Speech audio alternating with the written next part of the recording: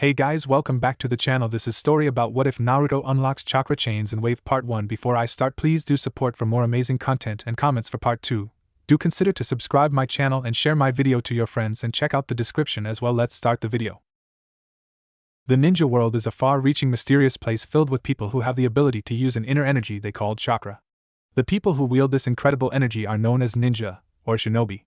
The world was filled with many clans, some of which had some incredible bloodline abilities that made these clans so famous. The Kagaya had the ability to make their own bones into weapons, the Uchiha had eyes that could read movements and copy jutsus, the Uzumaki had chakra chains and longevity. The most famous of all, however, was the Senju clan with Hashirama as its head as the only known wielder of the would-release bloodline limit. Clan wars were common in these legendary ninjas' time, and there was many deaths. That is until Hashirama and Madara Uchiha came together and formed a ceasefire agreement, and formed the first ever ninja village, Konohagakure. They settled down together and soon, other clans joined this village, making other clans do the same in other villages. Fire country, water country, wind country, rock country, and lightning country were all formed in the Hokage, Mizukage, Kazekage, Tsuchikage, and the Reikage, each being the leader of their villages, were chosen for their villages. The villages of leaf, mist, sand, rock, and cloud respectively, were formed. This is also the time when 9 very powerful demons, all captured by Hashirama Senju himself, were spread to the other villages to help to create peace among the world of shinobi. The people who contained these massive entities of raw demonic chakra, or yuki, were called Jinchuriki. The power of human sacrifice. They were seen as weapons for the most part, and were hated for what they contained. Many were very fearful of them as they could not be controlled or beaten except by a few clans. The Uzumaki, Uchiha, and Hashirama Senju were the only ones known to be able to subdue them. Fast forward about 150 years, the Leaf Village's fourth Hokage, Minato Namikaze, and his wife Kushina Uzumaki were expecting their first son. A son they would call Naruto Uzumaki Namikaze. But Kushina was the Jinchuriki of the nine-tailed fox, Kyubi no Kitsune, and her seal was getting weaker and weaker due to childbirth. "You're doing really good, Kushi-chan," spoke an average-sized man at about 5 feet 10 inches tall with blonde spiky hair and cerulean blue eyes. "Shut up, you bastard," yelled a beautiful crimson-haired woman with purple eyes. "You did this to me, you are never going to touch me again. Do you understand me?" Right now she is in the process of giving birth to their son, and needless to say, she was in pain. Soon after, crying was heard and Naruto was born. Both parents couldn't be more happy. But just then the Anbu in the room fell down dead and the wife of the Sandaime Hokage was also killed.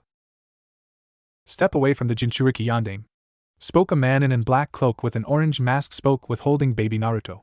"Move towards her and your son will die at the ripe age of 1 minute old." Yondaime grit his teeth while Kushina teared up at what was happening. The Yondaime then moved away from her while the man then threw Naruto into the air, making Minato catch him while throwing off his blanket due to it having been covered in exploding tags. When he looked back, Kushina and the man were gone. This event had been witnessed by the entire village, as the Kyubi was released in the middle of the village, causing panic and killing many people. In the end, the demon was sealed within Naruto, and both the Yondaime, Minato Namikaze, and his wife Kushina Uzumaki were both killed. Naruto was only given the last name Uzumaki to save him from the possible assassins from IWA, as Minato had killed many of them during the last war. He was then put into the orphanage regardless of the fact that a few clans wanted to adopt him, these being the Hyuga, the Inuzuka, and even the Uchiha. Each one of the clan heads being good friends with the parents, and were the only ones to know of the boy's true heritage. This would be the very beginning of the story of Naruto Uzumaki, the Crimson Chain wielder. It was a special time for the Hidden Leaf Village as it was the 7th anniversary of the defeat of Kyubi. A festival is thrown every year that almost everyone attends and spends time with their family and friends while have some drinks at the local bars. This day also happens to be Naruto's birthday, and one of the only things he fears. Ever since he could remember, he was hated and starved in the village. No one would treat him properly, and they would hit him and throw things at him. No stores would allow him in, and because of that, he is almost skeleton-like, having no fat or muscles on his young body. He was also thrown out of the orphanage almost a year, about at 6 years old. He is wearing some very worn and torn old pants on his skinny and weak legs. He isn't really wearing a shirt at all, it looks like an old children's blanket that he had sewn together with some materials he found. Underneath his improvised shirt, you would see the countless cuts and scars that are all over his torso and arms.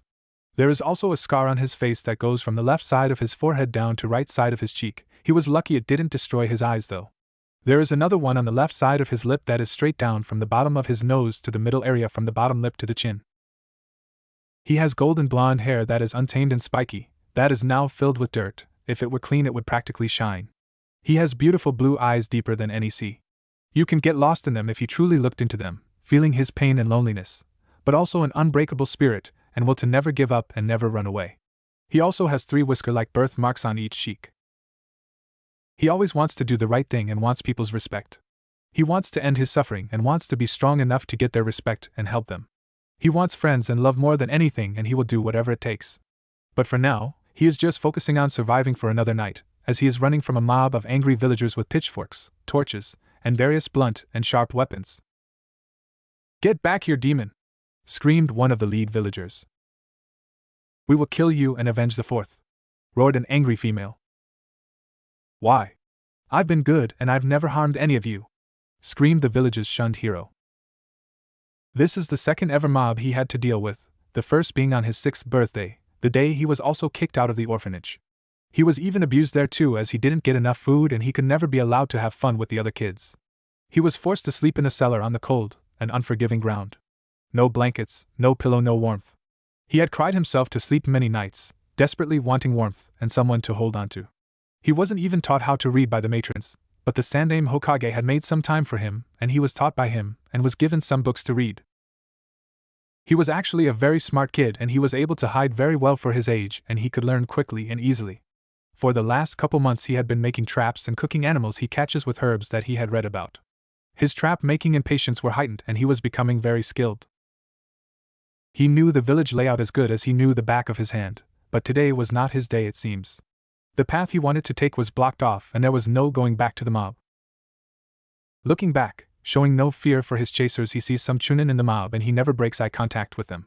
He waits, and is soon attacked. The Chunin who Naruto had glared at came at him and started off the brutal beating with a chakra-powered punch to his head. Naruto was sent into the wall hard and was dazed and in pain, with blood coming down from his mouth and dripping off his chin.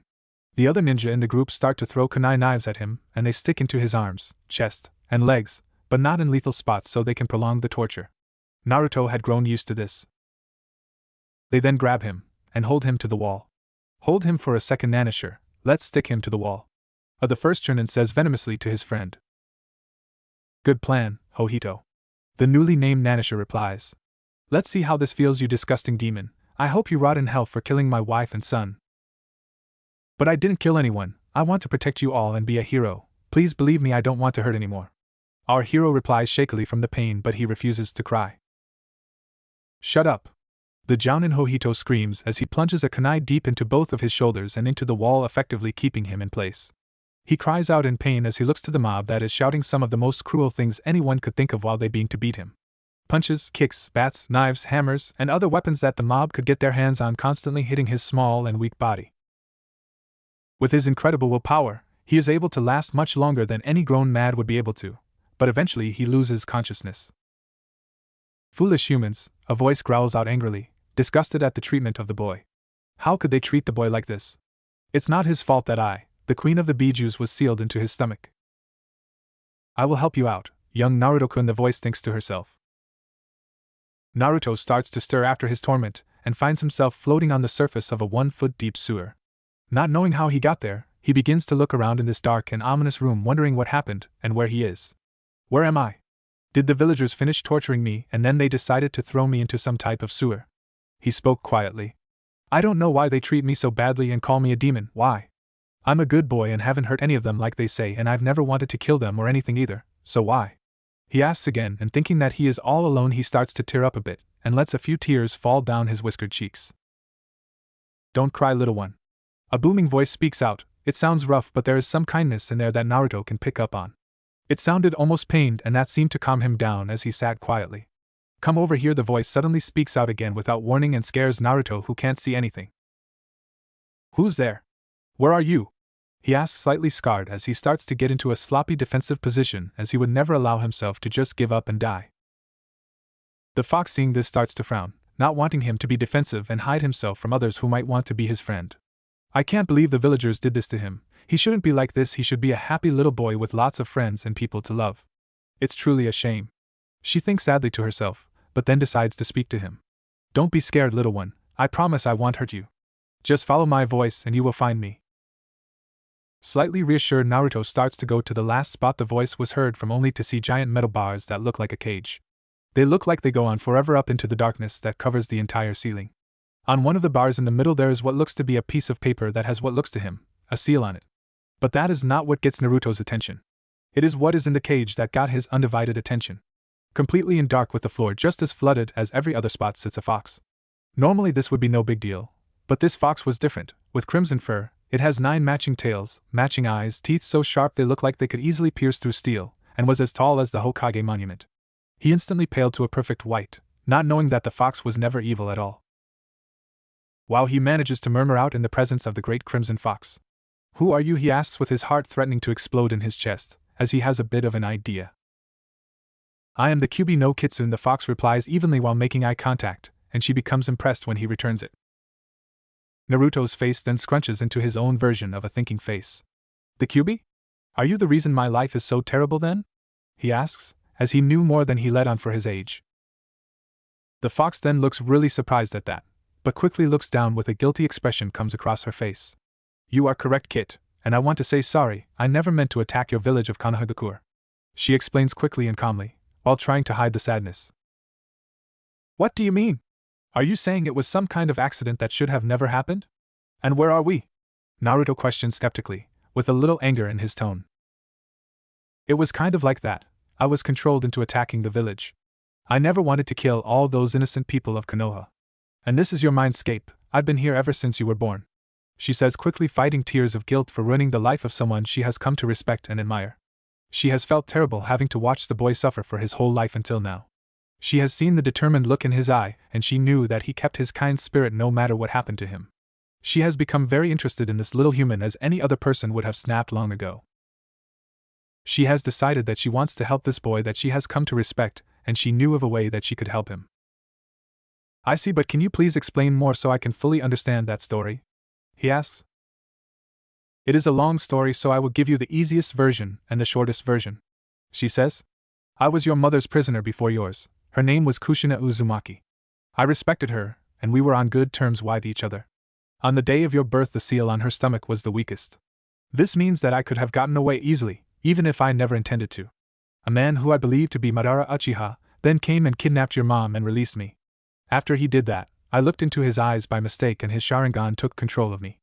Madara then forced me to attack that village for his own selfish revenge. After a while, your father Minato Namikaze, the Yondaime Hokage, showed up and sealed me into you, his own son."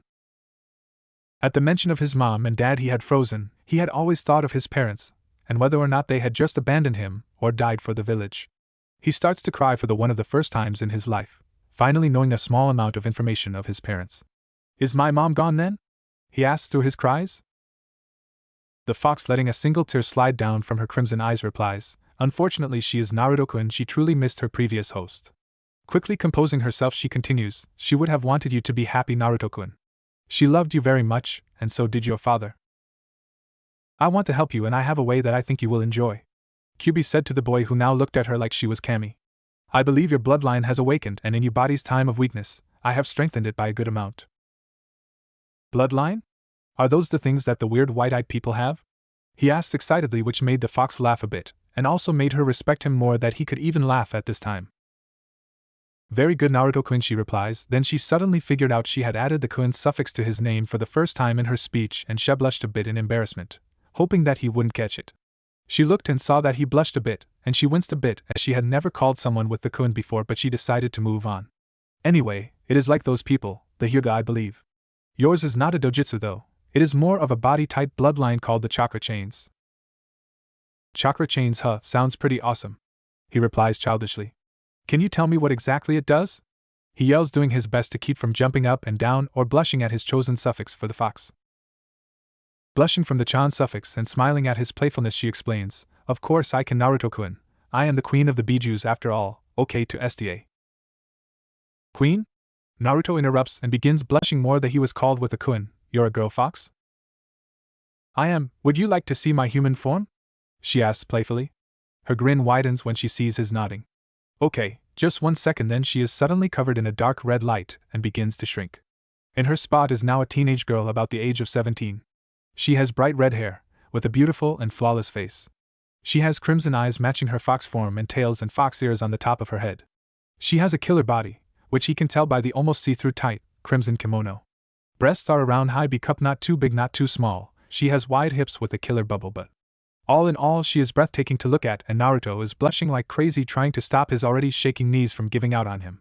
He just walks closer to the cage, lost in her beauty. I take it you like what you see, she says teasingly. Well, what are you talking about? He stutters out, trying but failing to hide his increasing blush. Thinking of ways to change the subject, he asks, weren't you saying something about my bloodline? You're no fun, Naruto Chunin, she purrs and grins, seeing his increasingly red face. But you're right, the chakra chain's bloodline is a very strong one. You will eventually be much stronger if you start to wear weights during runs and workouts. This is due to your clan, the Uzumaki clan, having very strong and healthy bodies, so your body will have a higher tolerance for weights than a normal person. That is not really a part of the bloodline. What is, though, is the fact that you will be able to sprout chains from any part of your body. These chains are made of the Uzumaki's very strong chakra that can actually subdue even a Bija. That sounds awesome, I can't wait to unlock my chains, but the villagers won't sell me anything and I have nowhere to live and nothing to eat. He says, reverting to a more shy and guarded personality now that he was finally feeling comfortable in Kyuubi's presence. The Kyuubi, seeing this, frowns. We are going to have to break that shy and reserved personality of his and get him some friends, she thinks sadly, but is also happy that he accepts her and is comfortable with her. Go and see your Gigi and ask him for help. You should have done that a long time ago. Don't worry that he is busy, he will always be there for you. Don't tell him we can talk yet, and don't ask about your parents either, we can tell him when you are older. Also ask if you could get a trainer or someone to help you who doesn't hate you because of me, she says, sounding guilty at the end. Don't blame yourself, Kyuubi-chan, because it's not your fault. If it helps at all, I forgive you and would really like to get to know you and be friends, he says soothingly while blushing as he feels something different when talking to her. Hearing this, Kyuubi starts to tear up and cry a little. She's so happy that he forgives her and wants to be friends. Thank you so much, Naruto-kun, I would love to be your friend too, she replies as she grabs him into the cage and gives him a massive bear hug, well, fox hug. Holding each other for a short while more, they reluctantly let go. It's time for you to wake up now, Naruto-kun, and remember what I said. Just go directly to the Hokage and ask him for some help. Okay, Kyuubi-chan, and thanks for everything, I really appreciate your help healing me and being my friend. Goodbye for now, he replies softly, saying his goodbye and fading away. Goodbye, Naruto-kun. You are definitely the most interesting human I have ever met. Maybe, she says quietly while blushing like crazy. Naruto starts to wake up and sees the villagers and Jonin just leaving the scene of the crime. He slowly starts to get up as the bones in his legs are now almost fully repaired thanks to the Kyuubi. The cuts and deep gashes are almost all healed up, leaving scars in their places. His improvised shirt absolutely destroyed with little recognizable pieces scattered around. His worn pants in a similar state, being just barely enough to cover him. He's getting up. Some random civilian yells, alerting the angry mob. Naruto sees more and more heads turned towards him and is getting nervous. His wounds may have healed, but he is still very sore. He wills some chains to appear from his back and makes them shield him from the crowd while they finally stop and just stare of surprise, and some of the ninja in awe, as they only knew of one person who could do that. Wanting to be better than the mobs, he simply stares at them coming towards him and lets his eyes do most of the talking. The frozen people can then finally see what they have done to him by looking in his eyes for what is probably their first time. They can practically feel the pain, loneliness, and strength coming from the poor boy. Some start to feel a little guilty while others are waiting to see if he will become angry and attack, but what they all had in common was nobody could have guessed they would be receiving an apology. I have just learned of my burden through this beating, it being one of the worst I've ever had. I can see your frustration in me even being around, and I understand now. It's an eye-opener. I would want revenge if I had a family and someone killed them too, he says softly and quietly, but somehow everyone can hear him clearly. I, however, am not the Kyuubi reincarnated, we are two separate beings. I only wish to be left alone, please, he says as he turns and starts his walk to the Hokage Tower, leaving behind a mob of around 30 people to finally let go of their anger and think on what they have done. On his way towards the Hokage Tower, Naruto couldn't help but smile, even though he went through a terrible ordeal. He has found a friend that was always and will always be around for him. He even felt bad that she is a prisoner, and had thoughts of one day releasing her, but he would probably never have met her if she wasn't a prisoner in the first place though. But a friend is a friend in his 7-year-old mind, and he will cherish all of his friends forever. Speaking of friends, his first and oldest friend has just put away a crystal ball that he kept hidden in his office. It is none other than the old and wise third Hokage, the Sandaime, Hiruzen Sarutobi. Hiruzen had never seen such a thing happen to the boy before, so he called his trusty ANBU. I want you to go and bring these people to Ibiki, he said as he wrote a list and descriptions of each person. Hi Hokage-sama, the ANBU said as they left to search for the men and women. Sign Naruto is probably very unhappy, I hope he isn't too upset, the old man thought with a frown as he slouched in his seat more as the years seemed to catch up to him. I hope he can forgive me for failing him, Minato-kun. Kushina-chan, I am sorry for the beatings that your son has suffered, but I promise I will help him become a great shinobi. He decided in his head as he gained a determined look in his eyes. He is then brought out of his thoughts as he hears a knock on his door and his secretary's muffled screams from the other side of the door yelling at someone. He's busy, you little shit, now get out before I call the ANBU on you. The secretary yells quite loudly. So he gets up, opens his door, and sees his favorite orphan outside and a red-faced secretary from all the yelling she was doing. Nishima, he calls in his famous commanding tone, the one that could freeze even the most veteran shinobi in their tracks. The woman, now known as Nishima, yelps in fright and turns around quickly to see the third Hokage right behind her and pales when she sees the stern look on his wrinkled face. I have tried to tell you that Naruto is always welcome whenever I am not in a meeting. He is a nice young boy, and if you can't see that, then maybe you are not qualified to be my secretary. You are fired, so don't come back. You will have until noon tomorrow to pack your things and go. Am I clear? He talks calmly yet strongly at the same time. But I've had this job for months now. You can't just fire. She stops talking as his glare hardens, and he starts unleashing a small amount of killing intent on her. Feeling her life practically flash before her eyes, she just nods dumbly and starts packing her things. Naruto-kun, you may come into my office now. I'm sure you have something important you want to talk to me about, he says calmly, while on the inside he is worried about Naruto. Seeing his shredded clothes, along with all of his scars and some burns here and there on his already frail and skeleton-like body, makes him become angered at his treatment, and a bit depressed that he can't protect him better. Naruto is like a grandson to him, and he doesn't want to lose him, or have him get mad at him. He wants to keep their grandfather-to-grandson bond intact, which as of now, he is not sure how strong their bond really is anymore. Okay, Gigi, the young voice behind him says quietly as he then sits in front of the Hokage's desk and waits for the old man to sit down as well to start his story. I was hurt today, Gigi. I was scared that I was going to die, but I woke up and was healed up really quick. It's weird, but I have always healed fast, he said as he tired to look into the Hokage's eyes, but he couldn't, so he kept glancing around. I know I haven't seen you too much in the last year or so, but if you didn't already know, I was kicked out of the orphanage on my 6th birthday. I was also pushed around and hit with bottles and rocks that some of the more mean people threw at me from time to time. I never told you because I didn't want you to die of a heart attack or anything for worrying, old man.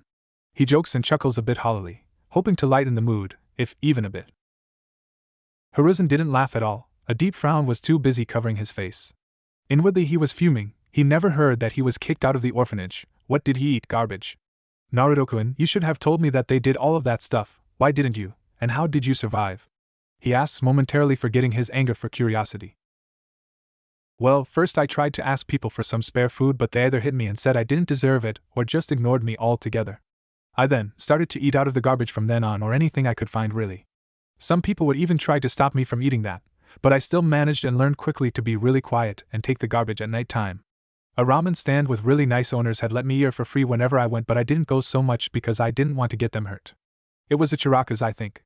After the first 4 months or so, I got sick of eating garbage and wound up catching some squirrels and rabbits to cook and eat the last 2 months or more, since I had been sneaking into the library to learn about survival. I'm sorry for not telling you, but you helped me a lot and I didn't want to take you away from your work. I know it's important, and I don't want to have to rely on you to save me all the time. He finishes calmly while finally looking into the man's eyes with determination, which the Hokage can clearly see, which impresses him a great deal. He seems to be quite skilled in survival already, and at age 7, I think he is maturing too quickly, but I don't know whether to be sad or proud. Proud for his skill, or sad that he is forced to develop that skill so early in his life. His endurance and pain tolerance are also too good for someone that age. The Sandaime thought sadly.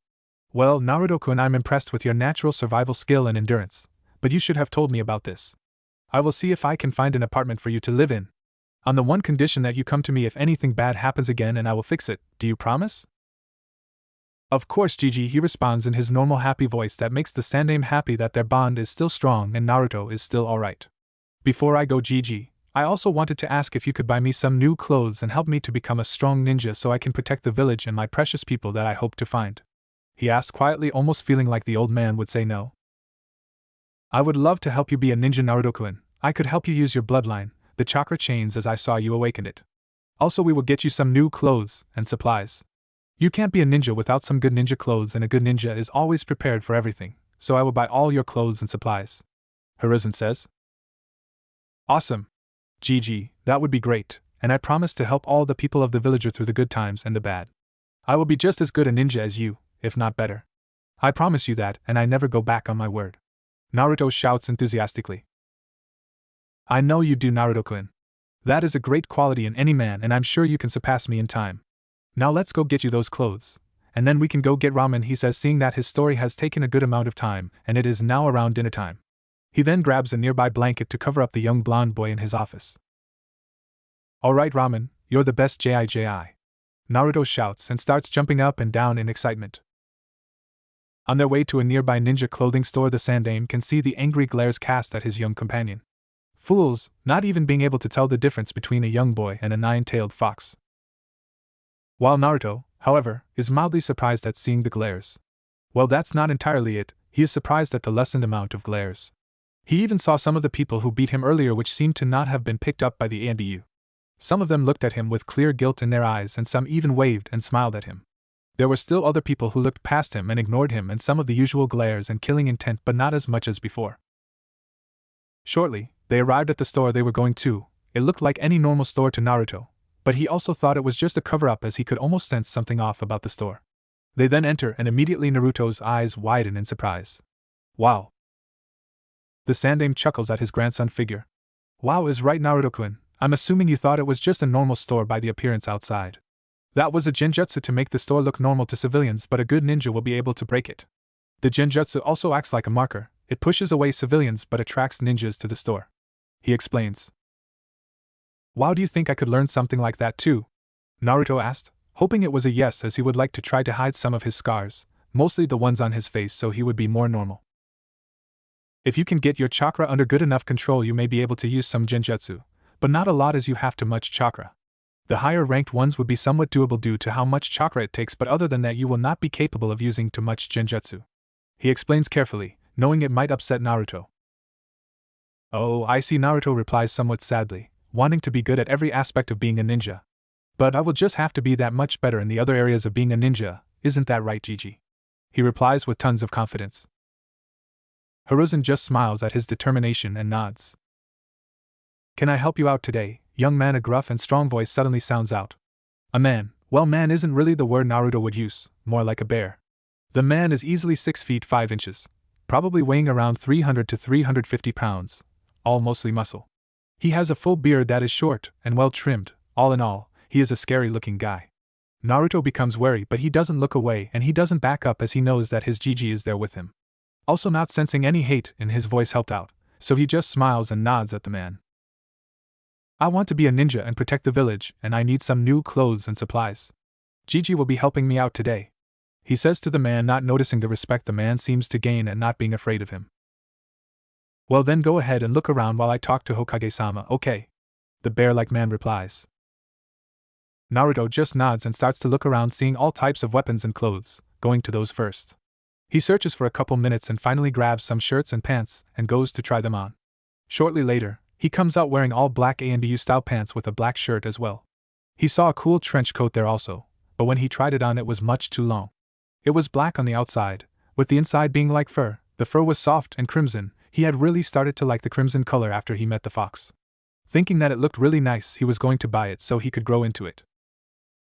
He then moves to look at weapons, thinking since he can't really use genjutsu effectively, he would get a sword or a different type of weapon, even knowing that his chains would prove to be quite deadly if he trained with them.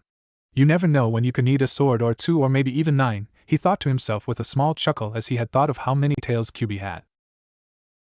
Seeing nothing for a while, he starts to lose some hope, but then sees a couple of beautiful swords. One is a katana, with a solid dark crimson, almost black handle. He reaches for it, and pulls it out of its sheath. He is mesmerized by the blade. It was pure dark crimson and about 3.5 feet long and extremely sharp looking. He knew he had to have it. The other blade was a wakizashi. It had a similar look of the katana but was about half the size of it. He grabbed it also and went to the front desk where the two men were talking. I have everything that I want, old man, but I will need more spares of the clothes I have on and some kunai, senbon, and shuriken as well, please. Wow, a katana and wakizashi, huh? The kid knows what to look for in weapons. His clothes are ninja-worthy as well, excellent job, kiddo. The man behind the counter says, and chuckles when the boy blushed from the praise. Indeed, but you will need to be careful with the weapons, Naruto-kun. They are sharp and can harm you very easily. The third says. Now let's get you some spare clothes and head over to get ramen. Then we will go to the grocery store and buy you healthy foods, and then go to the apartment I had in mind. They soon continue on their short journey throughout the village with some more of the glares and harsh words that they would whisper. They didn't really bother Naruto all that much since this is becoming the best day of his life. He is getting ramen from Ichiraku's. That has always been his favorite place to go, ever since he went there for his first time. He also got new clothes that feel great. They are comfortable and sturdy, they would last him a long time. On top of all that, he got ninja supplies and a couple blades to practice with. He is brought out of his thoughts when he smells something godly, the smell of fresh ramen. He starts to run to the stand drooling. The Sandaime just chuckles at the boy's enthusiasm. Tochijiji, I'm back and starving to death over here. I hope you can make enough to fill me up. Naruto yells as he sits in his usual spot. Is that you, Naruto-kun? An old voice calls out. The voice belongs to a kind-looking old man around the age of the Sandaime, maybe a little younger. Naruto-kun. A newer and younger female voice calls out. That would be Ayam, Tochi's daughter. She is younger, being only a little older than Naruto. She has brown eyes and brown hair. She is very cute to any sane man, and she adores Naruto. She is currently wearing an apron, as she works in the ramen stand with her dad. I'm here again, Ayam-chan. Naruto calls out just as excited as she is, but instantly loses his breath as he is grabbed into a vice-like hug by Ayam. Where have you been all this time? She asks angrily. We've been worried sick about you. The last time you were here was months ago. She really worries about him, and has even come to like him quite a bit. She has been really close to him ever since they first met, and always felt the need to take care of him, which is something she really enjoys. Busy I guess, sorry Ayam-chan, he says sincerely. He hates it when she worries over him, but also knows that he couldn't live without it. He has always had a soft spot for her, and has a crush on her, but it's a bit weird as he sees Tochi as his own father. Well, it's just good to have you back, Naruto-kun. I'll get started on your usual order now. Tochi says and quickly gets to work on Naruto's average of 10 bowls, letting the two catch up as he knows that they like each other. The first of many is then placed in front of him, and he just stares for a while and drools over the godly smell of the ramen. Itadakimasu, he says, and devours the bowl in less than a minute. Shortly after the reunion, and everyone watching Naruto in an almost fascinated horror as he eats all 15 bowls. He and the old man say thank you and goodbye and head out of the stand. Not before promising Ayam that he will come again, of course, even just to visit. It is now getting a little dark out, and Naruto is really tired and anxious to get to his new home. Soon the old man leads him into a slightly run-down apartment building. It's nothing special at all, but Naruto doesn't care. He has learned from early on that you should always treasure what you have. He enters through the door to room 120 and finds it to be an acceptable place to live. There is a kitchen with all the needed appliances, and a table for 4 with 4 chairs. The bedroom is small with a one-person bed, but is good enough because he probably won't spend too much time in there anyway. Across from his room is a small bathroom with a toilet, a shower, and a sink. There is a cabinet above the sink for his toothpaste and other bathroom things. Thank you for everything today, Gigi. I really appreciate it. This is the perfect place for me to live in, Naruto says after they filled up the fridge with all the healthy food they bought. He almost started tearing up, but he doesn't want to be seen as weak. It's okay, Naruto-kun. I will always be around for you if you need help. Also, I would like it if you met my grandson Konohamaru. I'm sure you will both get along. Now, before you go to bed, I will put some gravity seals on you. These will increase the amount of gravity you feel on you at all times. So when you take the seals off, you will be much faster and stronger because you will be fighting the pressure. Also, you will be able to adapt a bit when you're sleeping. I'm going to start you at about 3 times gravity. People with your blood do have a better resistance to gravity after all, which is why you're skipping levels 1 and 2. Okay, Gigi, can you do it quickly? I am really tired out from today. 1 minute, Naruto. True to his word, it was only about a minute for him to finish the seals, and he could tell Naruto was having trouble and started to chuckle when he heard Naruto's groaning. Now, Naruto-kun, I thought you wanted to be a strong ninja, so no complaining. I will take time off tomorrow to show you some basics and then find you a private instructor or instructors after that. Good night, Naruto-kun. The kind old man says and shins out of the room. Man, I have got to learn how to do that soon. That would be awesome. Well, time for bed. I start my ninja training tomorrow, he says quietly to himself as he forces his body to take him to his bed under all the added gravity. I will train harder than anyone and become a legend. Everywhere I go, people will recognize me. All the people will all look at me with respect while my enemies will cower in fear when in my presence. He thinks as he lets sleep take him. Naruto is still in bed in his new apartment. It is around 7 in the morning. Unfortunately for him, the sun is beginning to shine into his eyes and he starts to wake up. Ah man, I'm still tired, go away stupid sun. Finally realizing that complaining won't make the sun disappear into some black hole, he gets up, still noticing the seals slowing him down quite a bit.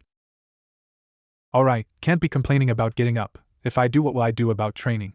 He then takes his morning shower, savoring the feeling of finally being clean for his first morning of living on his own. The first time he has actually been even relatively clean in his life, actually. He was never really able to use the baths or showers in the building of the orphanage. Shaking off the depressing thoughts and the rest of the water in his hair, he leaves the shower to get dressed. He also grabs his katana and wakizashi and heads to the kitchen for a healthy breakfast. When he gets there, he gets out some ingredients and some pots and pans when he suddenly comes to a complete stop and stares at the assembled items. I have no idea what I'm doing, he thinks to himself while sweat dropping as he doesn't really know how to make a generic breakfast, having only lived on food he had caught or trapped. He then suddenly passes out and finds himself in the sewers of his own mind. Traveling the halls, dark and haunting halls like he has been there for his entire life, he stops in front of a very familiar cage. Hello, Naruto-kun, a heavenly voice calls out to him in a soothing tone, with a hint of something else. I may be able to help you, but first you have to help me. It's only a minor thing, so don't flip out or anything. Our favorite prisoner says calmly. Hey Kyubi-chan, good morning to you too, he replies teasingly. What is this deal, and what would you like in return? Oh, how silly of me. Good morning, Naruto-kun, would you like a good morning kiss as well? The clever vixen in human form replies, making him blush. Score 1 for the Queen of Bijus, she thinks triumphantly. Why, he starts only to be blocked out by her melodious laughter. Haha, you should know better than to try and out-tease a vixen, Naruto-kun, she replies while almost going to the floor from laughing so hard. Anyway, getting back on track here, all I want is out of this dingy and dirty water. Not released, yet at least I just want you to change your mindscape into something suitable for a beautiful vixen like me to roam around in. I think I can do that, but how would you help me in the real world? Sounding a little irritated for being made blush. Well, after you change the mindscape to my liking, we can set up a mental communication. I can then teach you things from talking inside your head to you. Whenever you want to reply, just think it and allow me to hear it, and I will. If you don't want me to know what you're thinking, I will not have access to that certain thought. You have to want me to hear it for me to be able to. I can also keep you from my own personal thoughts as well, so it works both ways. I will also want your other senses as well, and like your thoughts, you can block me from seeing certain things too, she explains. Naruto shudders at the way she said things, having an idea of what she is talking about. He will make sure to remember that for whenever he finds himself in some horrifyingly awkward situation that is a 1 in a million chance of happening, but those types of things just so happen to him quite often. I think we have a deal, he says, putting that note into his brain as a reminder. Great, rip a small piece of the seal off, and then just think of a meadow, and include a lake big enough for my fox form to fit into, and still be touching the bottom of my feet. Also add a forest in the distance with trees tall enough to be half my size. A nice beach would also be nice for when I want to lay in the warm sand. Just picture those things and will it to happen, and it should, she says while mentally crossing off a checklist to see if she missed anything. I'll get right on it, Kyubi-chan, he says. By the way, what's your real name? He asks, wondering if Kyubi was some kind of title, while still concentrating on the changes that should be made. Keikyoshi, she replies with a small stutter of surprise, while blushing slightly. She has never given her real name to anyone.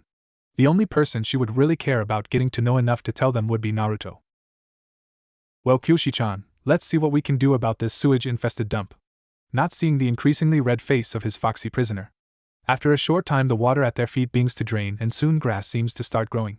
The entire room feeling is gone when sunshine starts to appear also. Kyoshi already loves the feeling of being free of her cage. The grass feels great against her bare feet, and she can also see the lake she requested filling in the background. Just beyond the lake is a plentiful forest filled with lush trees and bushes all around. Looking closely, she can see some wild foxes in the forest as well. All in all, she couldn't have received a better place to be. This is absolutely perfect, Naruto-kun. I love it! She exclaims and glomps him. It almost looks like she is trying to squeeze the life out of him. Him turning blue could be one of the signs of that. Realizing what she is doing, she lets go and helps him up to get the blood flowing again. Sorry, I was happy and I didn't mean to crush you or anything, she says, quickly trying to hide her blush of embarrassment. That's okay, I get it. Anyway, I have to go make a normal breakfast, and I need your help, if you could please.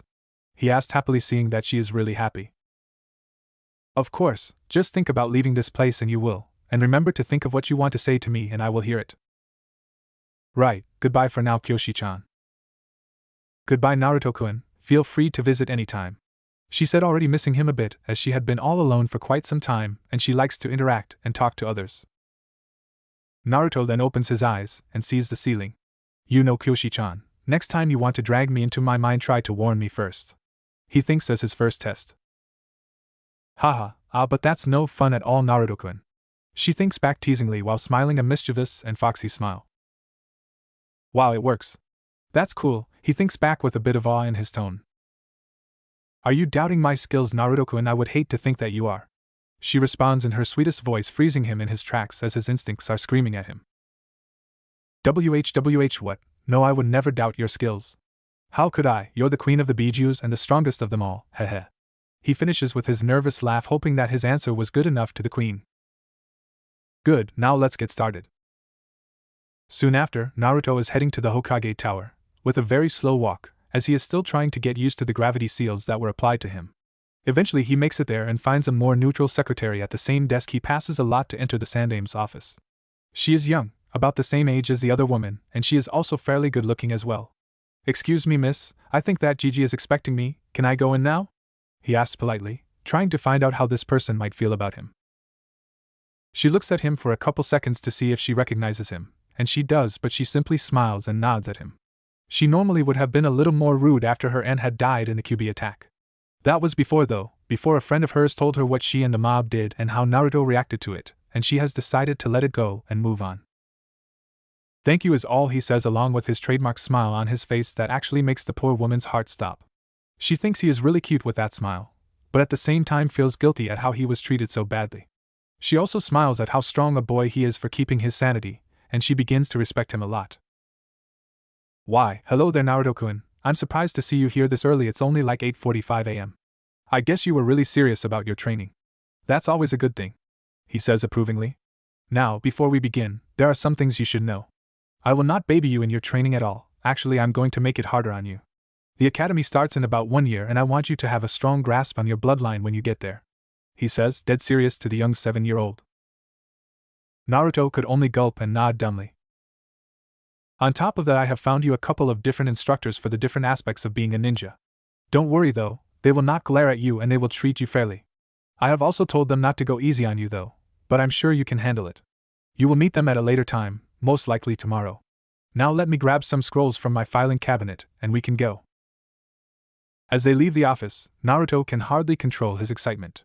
He is much more jittery than normal even while struggling to move properly, while the old man next to him smiles at his enthusiasm. The old man's grin grows when he thinks about all the torture Naruto will be going through in the next year before the academy starts. As soon as they reach the training ground they were moving towards, he begins to explain some things to the young blonde. Alright Naruto, these scrolls contain some katas for taijutsu and another contains some kenjutsu. I want you to have them. There are some other scrolls for the basic academy ninjutsu that you will need to know to graduate. I also have prepared a scroll of a couple different chakra control exercises and some basic fuinjutsu. The control exercises will make it easier for you to use ninjutsu and genjutsu. Fuinjutsu, although rare around here, is extremely useful and you can do almost anything with it. It is also very effective, and I have a hunch you will be a natural at it, he says while avoiding telling him that he is part of the Uzumaki clan before he thinks he is ready, not knowing that Naruto already knows everything. Naruto, fuinjutsu will help you a lot in the future just like he said. But what he isn't telling you is that your clan, the Uzumaki clan, were the best fuinjutsu users to ever live. Kyoshi thought to him without Sarutobi being able to tell. Naruto doesn't outwardly show that he is surprised, but he does get excited at learning the things his clan excelled at. Awesome Gigi, thanks a lot for the help. I will master all of this stuff easily before I enter the academy, and I will pass at the top of my class, he shouts determinedly. Now Naruto-kun, I actually think it would be best if you held back a bit in school. I'm not saying be the worst student in the class, maybe be in the middle. Deception is a ninja's best weapon. And mastering what's in those scrolls isn't the only thing you need to do, you know. You have to keep your body healthy and strong. You will do grueling physical exercise every day and keep increasing your gravity seals like I showed you each time you get used to them. Don't worry so much, I will work out physically and also master those jutsu and katos as well, no problem old man. I will also advance at that fuinjutsu stuff because it sounds so cool. Naruto replies confidently. That's good that he is interested in Fuinjutsu, it's in his blood after all.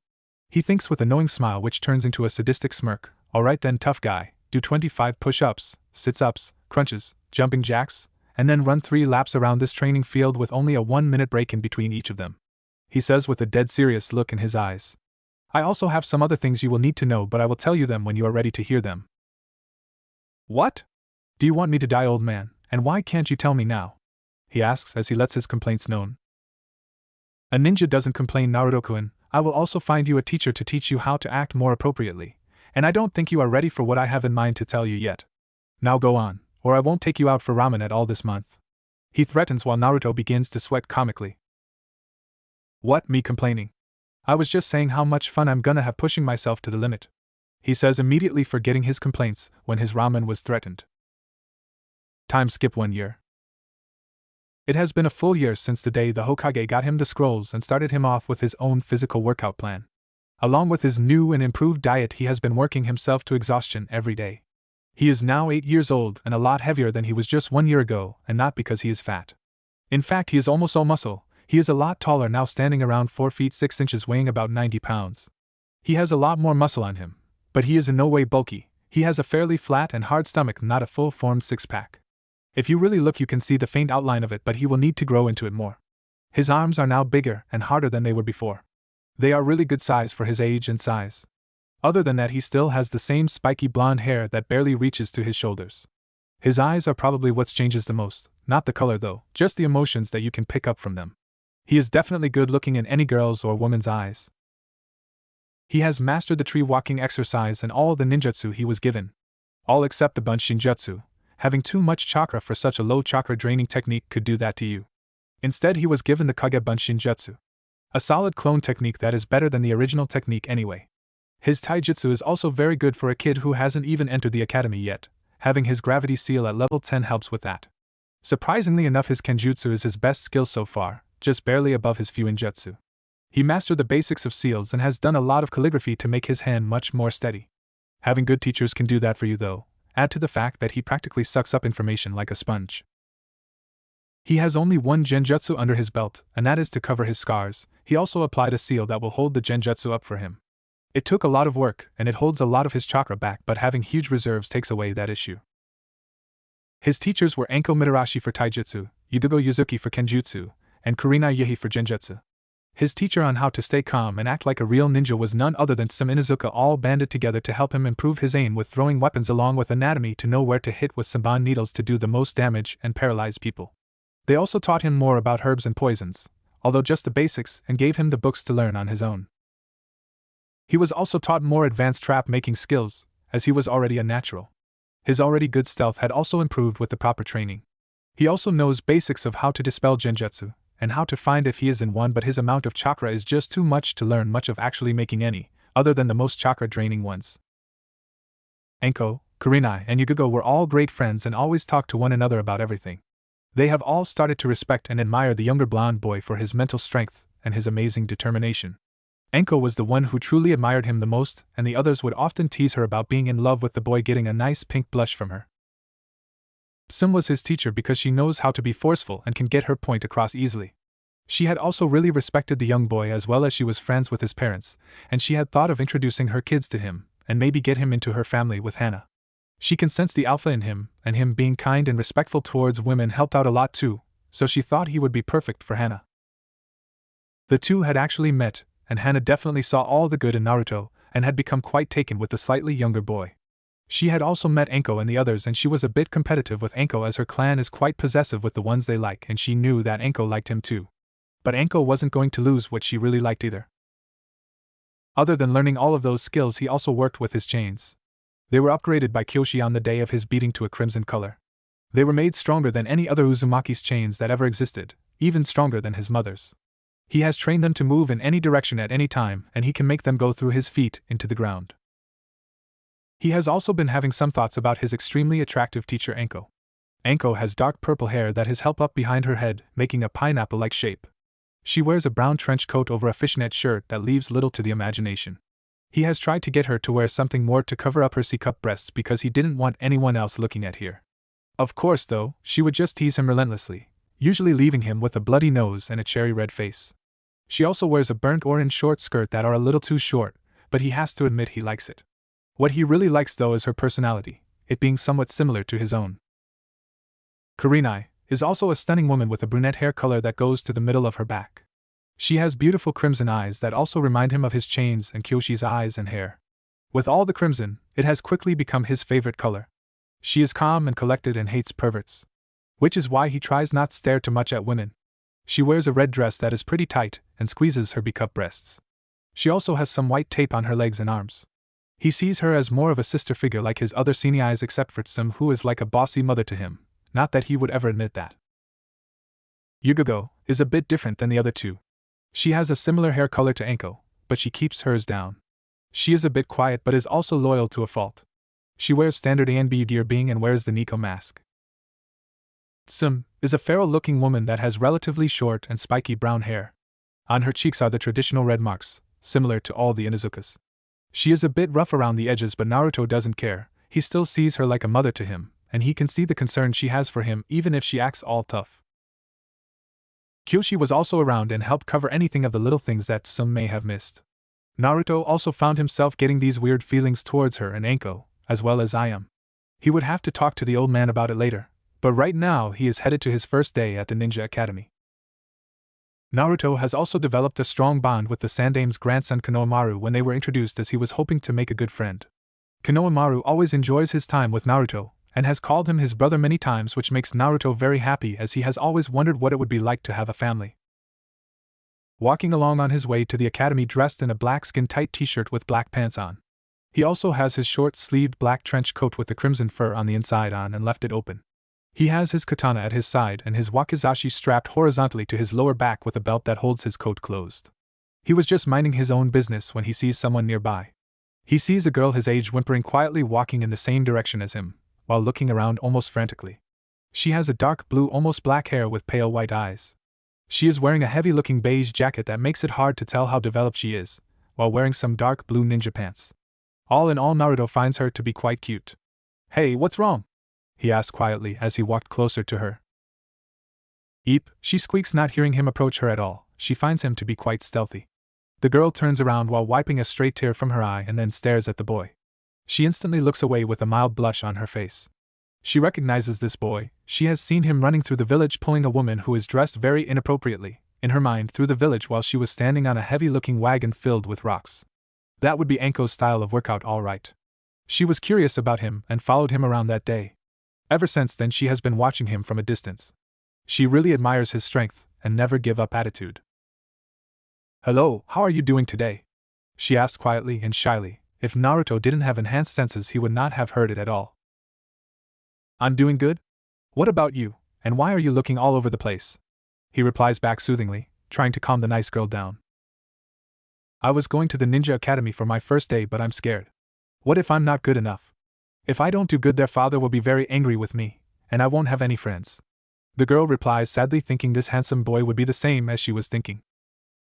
"Is that all?" he replies, smiling his fox-like smile, making her heart turn to mush. "I'm on my way there too, and I can help you out, no problem. I think that you'll be a great ninja if you work really hard at it. My name is Naruto, by the way, Naruto Uzumaki. It's nice to meet you," he says politely while trailing off, hoping for her to tell him her name. "My name is Hinata Hyuga, heiress of the Hyuga clan." She responds meekly as she remembered her father telling her that it is okay if she associates with this boy, but she never knew why he would allow it, not that she would complain. "Hyuga, huh? I think I've heard that name somewhere before. You guys have the Byakugan Dojutsu, right?" he asks her curiously while they both continue towards the Ninja Academy. "Yes, we do. I haven't activated mine yet though. I think my father is displeased with me," she says while looking down and getting sad. "What will Naruto-kun think of me if I can't even activate my bloodline? He must think I'm really weak and pathetic, just like Niji." "No need to worry, Hinata-chan. I'm sure you will get a strong Byakugan soon enough. You just need to work hard and build up your confidence. I'm sure you will be a great kunoichi someday," he says with a smile that takes her breath away. "Thank you, Naruto-kun," she says after a couple minutes of processing what he just said to her. "He believes in me, and thinks I'm going to be strong. I can't let him down, I have to be strong, and then maybe he will like me as much as I like him," she thought with the reddest face you could possibly imagine. She had always wished to be like this boy and has come to truly love every little thing about him in the time she spent observing him. They soon make it to the academy to see a bunch of students entering the building all at once, crowding the place. Naruto and Hinata make their way into the doors and head to their class, both secretly wanting to be in the same class. Naruto finds Hinata to be cute and interesting. He also feels the need to help her with her confidence. Hinata's reason is a little obvious. She wants to be by his side all the time and get close to him. Soon they both find themselves in front of one of the rooms in the building for new students just starting the academy. "Hey, are you going to this room too, Hinata-chan?" Naruto asks his traveling companion. "This is great, maybe we are in the same class and we can be friends. My senseis did tell me I need friends my age. I want more than just Kiba after all." Sim had told him about her son, hoping that they would become good friends so she can get him and Hana together later. "I am Naruto-kun, I guess this means we are in the same class together," she replies shyly. "This is great. The next 5 years in the academy with Naruto-kun, sitting next to him every day. I have to work on my confidence and be strong to hopefully get together with him by the end of the academy," she thinks to herself with a beautiful pink tinge to her face. "I guess it does, Hinata-chan, this is great. Me and you are going to pass this and become great ninja, I'm sure of it," he says, full of confidence, making Hinata a little jealous that she is not that confident, but she still respects him for it. They then enter the room together with Naruto opening the door for Hinata, getting a smile from her, and they both look at all the ninja hopefuls. Only about half the class stands out to them. There is a boy with a little white dog on his head sitting with his head on the desk. He seems to have similar red marks on his cheeks that Sim and the other Inuzukas have. There's Kiba, Naruto thinks. He is wearing a gray hooded jacket with black fur in the hood. The jacket is zipped up all the way, almost hiding the fishnet shirt under it completely. There is a boy sitting next to him with his hair up in a pineapple-like shape similar to Anko's. His hair is black though. He wears an open light gray jacket with a tight fishnet shirt under it. He seems to be sleeping on his desk next to Kiba. He learned from the old man his name was Shikamaru Nara. He actually knows all the kids' names in the class, having asked for them. Next to Shikamaru is a slightly chubby boy wearing a green jacket opened up with a beige shirt underneath it. He also had a white scarf around his neck. This would be Choji Akamichi. Up in a secluded desk all by himself is a guy wearing a big green jacket with the hood on his head. He has brown hair that is straight and hangs out of the hood a little. He is wearing some small black sunglasses and has a stoic look on his face. Naruto's gaze rests on him for a while. That is Shino Aburame. He is the heir to the Aburame clan. He is interested to get to know him due to hearing of the stoic attitude of most Aburames. On the other side of the room are a pink-haired girl wearing a red dress that hangs over some short blue ninja shorts. She has green sparkling eyes and seems to be eyeing some black-haired boy not far from her. The girl's name is Sakura Haruno. Not that she is important, she seems to be too thin and frail. Probably because of the boy she is staring at. Fangirl, Naruto thinks to himself, she probably won't be a good ninja at all. She's cute, but not cute enough for him to start going for fangirls. Next to her is a pretty-looking girl with light blonde hair and teal-colored eyes. She is wearing a purple shirt that ends halfway down her stomach. Covering her stomach is some white medical tape. She also a purple-colored skirt to match her shirt. On her arms are white armbands that only show off a small amount of her shoulders. She is also staring at the black-haired boy across from them. She is not watching as intently as Sakura, but she is staring a bit. Her name is Ino Yamanaka. The black-haired boy they are staring at seems to be brooding with his hands latched together holding his head up. He has black hair that to Naruto is shaped like a duck's ass. He is wearing a blue shirt with the Uchiha clan symbol on the back of it. He also has similar armbands to Ino. He has white shorts on and looks mean and indifferent to the two girls staring at him. That is Sasuke Uchiha. His family was killed by his older brother not too long before the academy started. Because of that he just sits quietly and broods all the time, so not many girls are too interested in him at all. Only Sakura seems infatuated and Ino has a small crush that will probably end some time later. In front of the class was a man wearing the standard Chunin outfit. He had brown hair and a ponytail. He also had the Konoha headband on with a blue cloth holding the plate on his head. This was their primary Chunin instructor, Irika. There was another man talking to him, possibly about the curriculum and the new students. He had light blue hair, it was almost white. He had his height headband, not sure how to spell it, as a bandana with the plate on the front of his head. His name is Mizuki. They both then turned to the class after a short conversation. Alright class, settle down and everyone take a seat. Naruto and Hinata head up to where Shino is sitting. Irika says politely, not seeing the angry glare that Mizuki is sending towards the back of his head. Hey, my name is Naruto Uzumaki, and this is my friend Hinata Hyuga. What's your name? he asks when he sits next to the hooded guy, who seems surprised at his introduction. Being an Abirame, people think they are weird being able to talk and control bugs from inside their bodies. I am Shino Abirame, Naruto-san. It is nice to meet your acquaintance, yours as well, Hinata-san. He says in a monotone voice while on the inside he is curious about the boy next to him. Shino doesn't have any friends other than his insects, so he always wanted a friend to talk to but just waited for someone to start up the conversation. Nice to meet you, Shino-san. Hinata replies softly, also seeing earlier that he was sitting alone and feeling a little sad, but also relieved that she isn't the only one who felt all alone. The three of us are going to be great friends. She finishes in her mind happily. It is nice to meet you as well, Shino. Hopefully we will be great friends and ninja together, and please just call me Naruto. He says calmly, trying to stay focused in school to learn. Their thoughts were interrupted by Irika. Alright, this is the Ninja Academy, and we will be teaching you how to be successful ninja of the Leaf Village. I am Irika Yumino, and this is my assistant Mizuki. We will now go through roll call. Shino Abirame, followed by a quiet present. This went on until Naruto Uzumaki. Irika didn't hate the boy, but he still didn't trust him very much. Nonetheless, he called his name calmly and nicely, receiving a here. He would treat him like any other student and try to be fair to him. He has heard the stories about his abuse, all of the ninja in the village have. Most of the ninja respect his strength, knowing how hard it is to stay sane in the cruel ninja world. Only a small percentage actually don't like him, while some were indifferent. Mizuki is probably the only one to actually hate his guts anymore though. In the first year we are going to learn about the history of the Leaf Village, followed by some regular lessons on economics, math, ridding, and some of the other civilian teachings that everyone should know. The second year will be a little bit more advanced civilian teachings, and we will begin some physical skills and more hands-on learning, like kunai and shuriken throwing. We will also be doing some exercises and outdoor survival teaching along with stealth and how to lead a team. The third year will be the starting some basic taijutsu and muscle building workouts.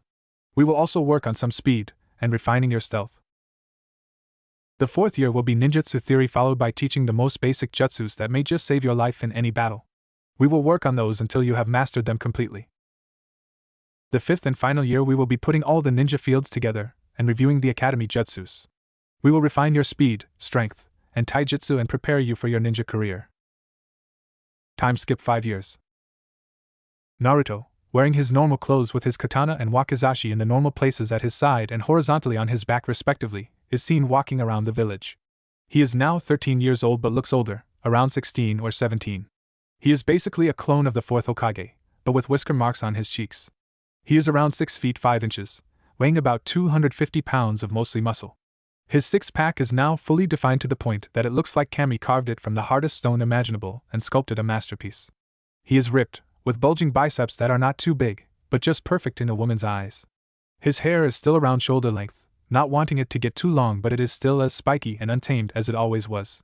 His beautiful blue eyes make any woman almost faint from the sight of him looking over at them. His innocent expressions forcing them to do everything in their power not to jump him on the spot. He has made a good impression on the teachers of the academy. Most of them, even the ones that didn't necessarily like him, say he is easily at low to mid Chunin level. His kenjutsu is downright deadly. Most people would hate to go head to head in a sword fight with him. His taijutsu is also really good, but not as good as his kenjutsu. His ninjutsu is advanced due to his work on his chakra control and Kage Bunshin.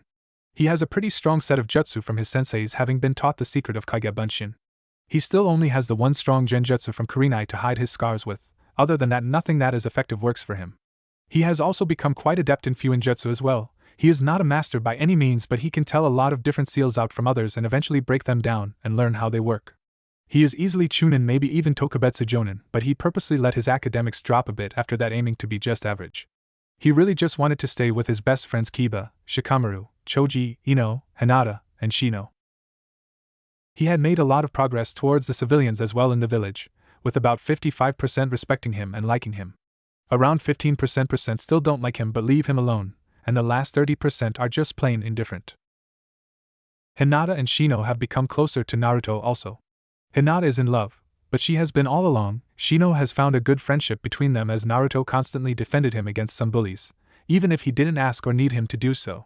He sees him as a great person and friend, and he also knows how Hinata feels about him, but has chosen to keep it to himself. Hinata has grown much better as a ninja and person.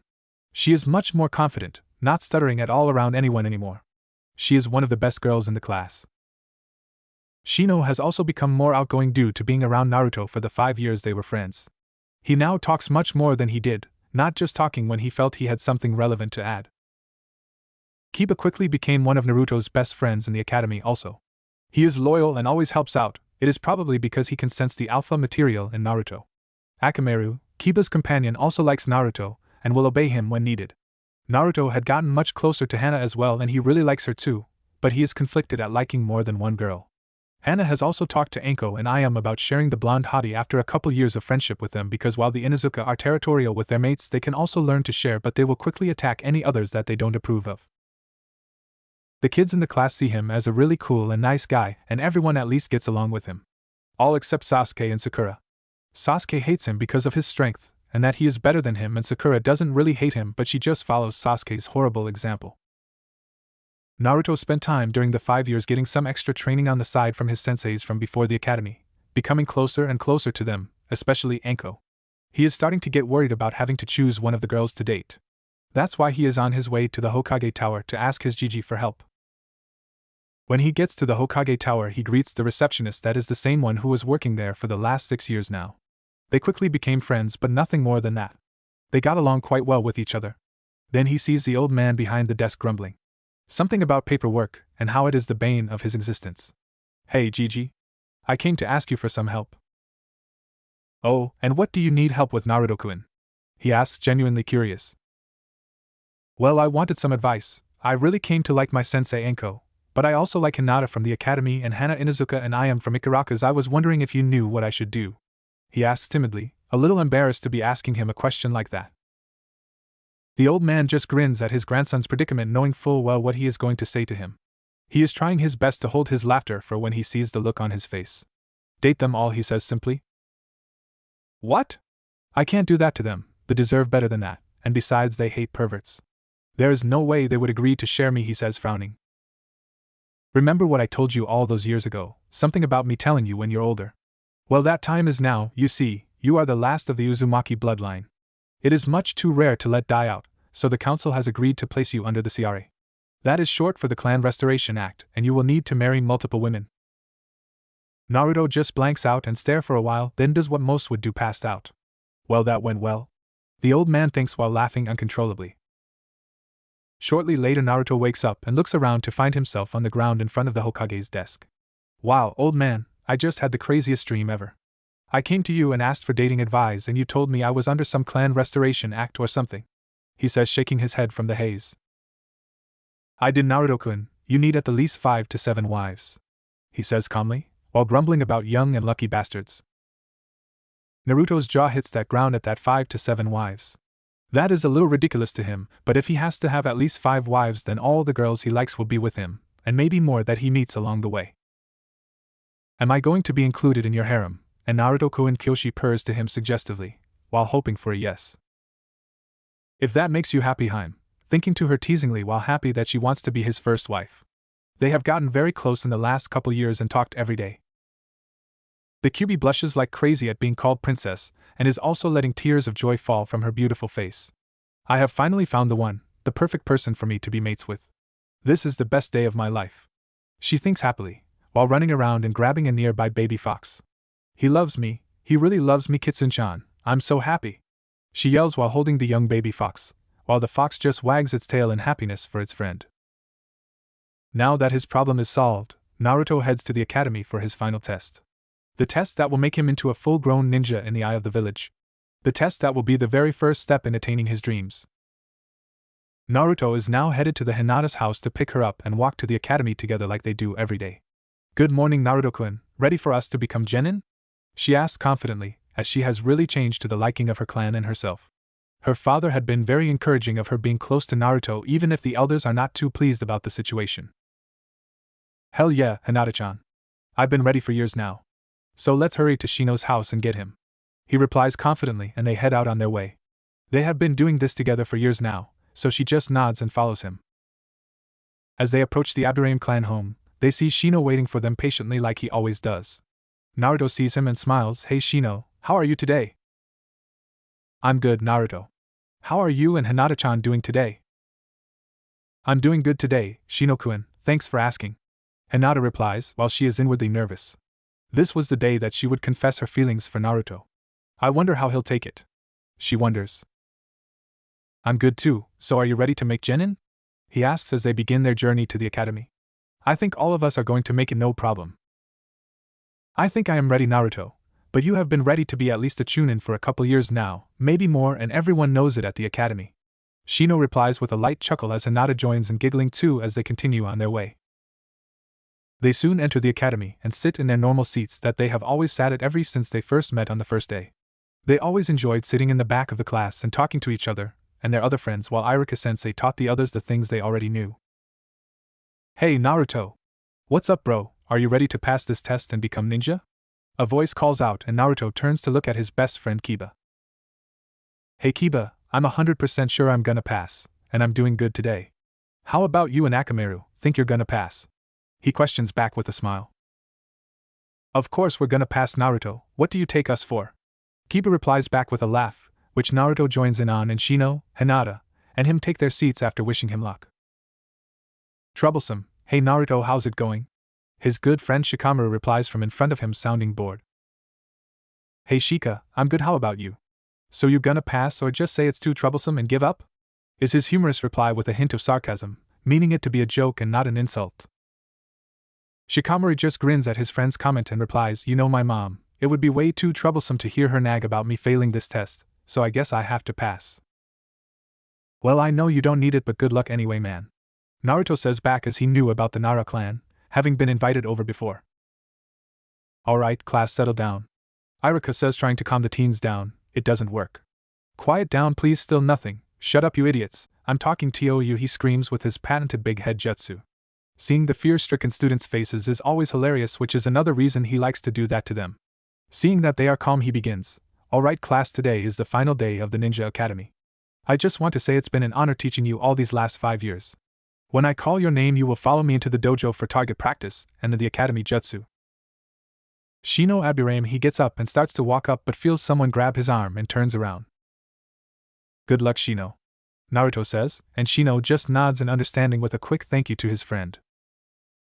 Shortly later he comes up with a smile on his normally stoic face and goes to Naruto and gets congratulated. This goes on for a while, with Naruto giving Hinata a kiss on the cheek, and she also passed the test. Naruto Uzumaki, he then stands up but feels an arm grab him. Hinata was hanging on his arm and she kisses him on the cheek. He blushes a bit but can stand up to it more with all the teasing he gets from Enko, Kyoshi, Iam, and Hana. Good luck Naruto-kun, she says with a beautiful pink tint to her face and a smile. Don't worry so much you, I'll pass no problem, then we'll all go out to dinner, my treat. He replies as he is walking away. Naruto enters the dojo to see Iruka smiling at him, and he smiles back. He then notices Mizuki glaring at him from behind Iruka and mentally frowns. He has always treated him a bit unfairly from the Chunin. Alright, you have 10 kunai and 10 shuriken each, you have to hit the targets from 30 meters away. 10 points for every bullseye, 7 for other miscellaneous kill shots.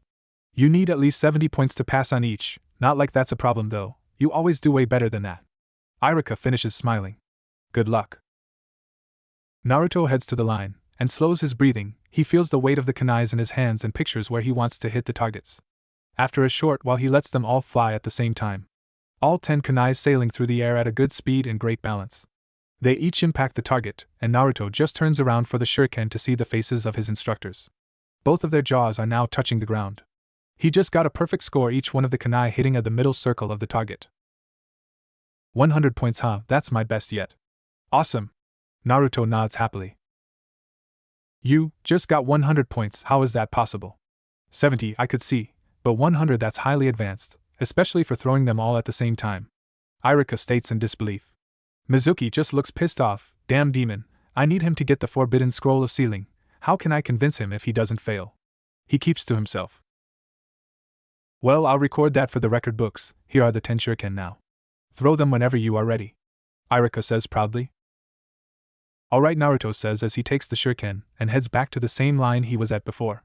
Concentrating once again, he looks to the targets with all the shuriken in his hands. Soon, he lets them fly, and like the kunai he gets perfect scores. The teachers are now gaping. It wasn't luck like they thought after all, he is really that good. Congratulations Naruto, but you're not done yet, you have to do the henge, kawarimi, and the Bunshin jutsus. Iruka stated proudly. Alright, easy, he replies as he henges into Mizuki, and replaces himself with the desk both of them were sitting behind. Can I do a different Bunshin though? I have too much chakra to perform the regular one, he asks with his voice filled with hope. I suppose that's okay, Naruto, any type you know will do, Iruka replies kindly, while Mizuki is fuming inwardly. He would have to find someone else to get the scroll. Sweet, then here goes Kage Bunshin, Naruto says as 15 solid clones appear in the room in perfect rows of 5 with 3 in each row. Kage Bunshins, how on earth did you learn that jutsu? That's a Jonin level Bunshin. Who taught that to you? Mizuki questions, barely hiding the venom in his voice. Naruto and Iruka can sense a little of the hostility and frown. Anko taught it to me when I couldn't perform the regular Bunshin and I just asked her for help. The Hokage said that it would be alright if I learned it too, he replies calmly, not letting the man's words get him down. Well, either way you passed, Naruto. Congratulations. Iruka replies happily and hands him a high 8. Naruto accepts it and switches the regular blue cloth for a crimson one and puts it on his head and spins it so the plate is on the left side of his head instead of on his forehead. Naruto then enters the regular classroom with his best smile, making most of the girls blush from his good looks. He actually had many fangirls in the village instead of Sasuke because of how he acts all the time. He takes his seat in between his two best friends, and they congratulate him on a job well done. Hey Naruto, how many points did you get on the target practice test? Hinata whispers while Shino listens in as they were both wondering how good he did on the test. I got 200 points. He whispers back like it's no big deal and grins both of their shocked faces.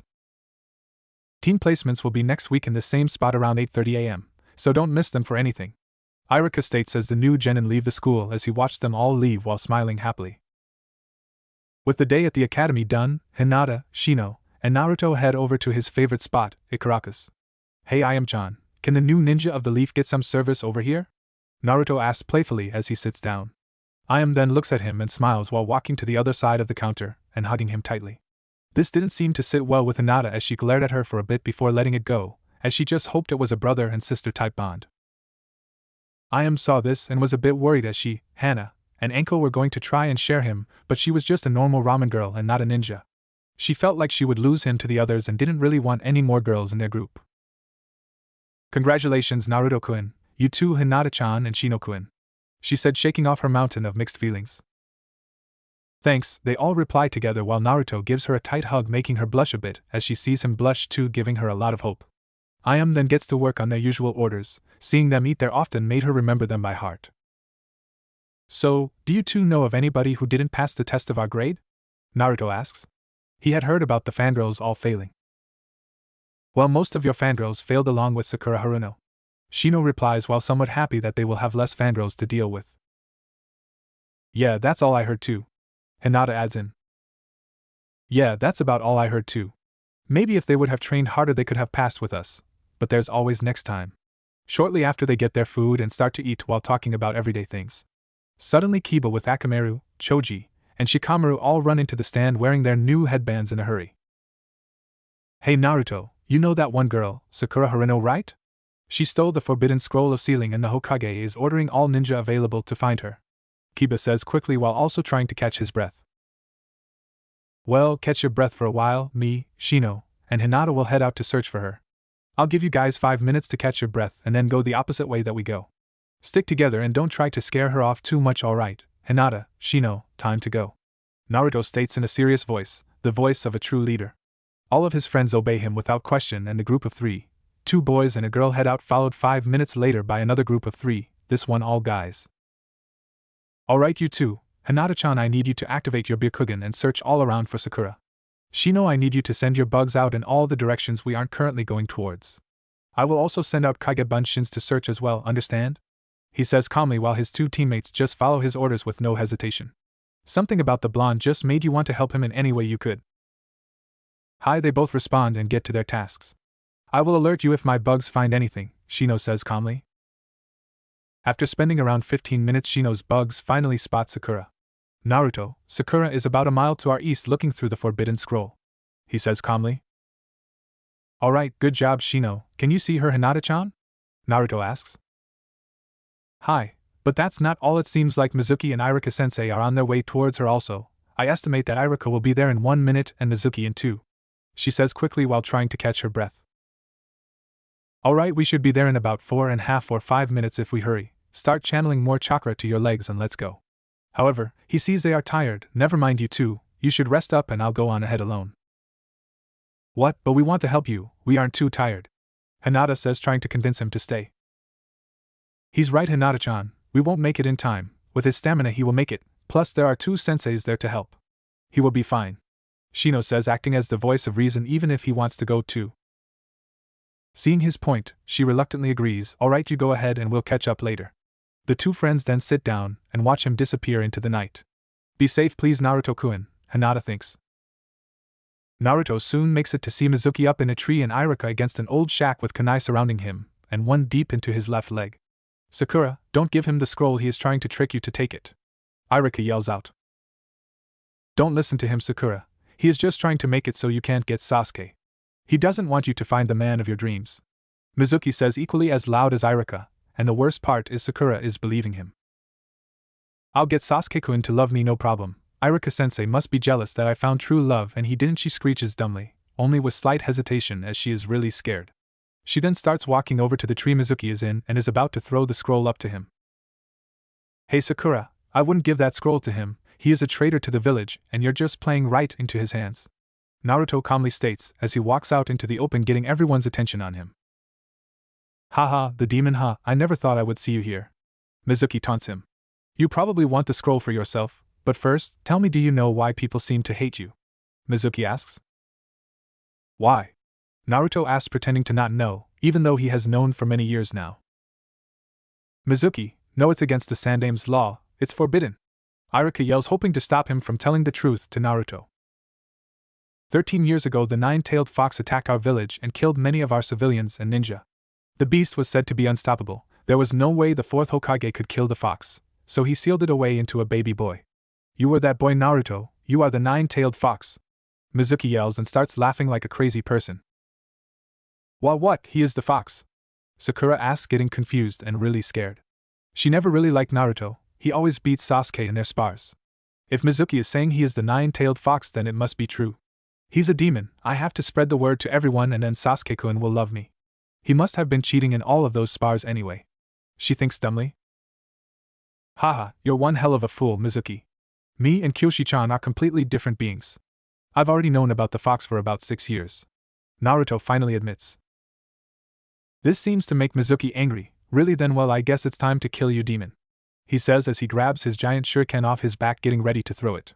He then does. But something unexpected for everyone happens. As Naruto is reaching for his katana and readying a technique with his chakra chains, Shino and Hinata jump in front of him and each throw a kunai to deflect the giant shuriken. Now Naruto is worried. What if they heard what he said? Will they still like me? He thought sadly.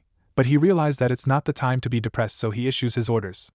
Shino, Hinata-chan, go and get Sakura and the scroll back to the Hokage while me and Irika stay to fight. He says calmly, while still a bit scared of their reaction to him. They both look back at him, and he can tell that they don't think any differently about him, which makes him very happy inside. Alright Naruto-kun, right away. Hinata replies, let's go Shino-kun.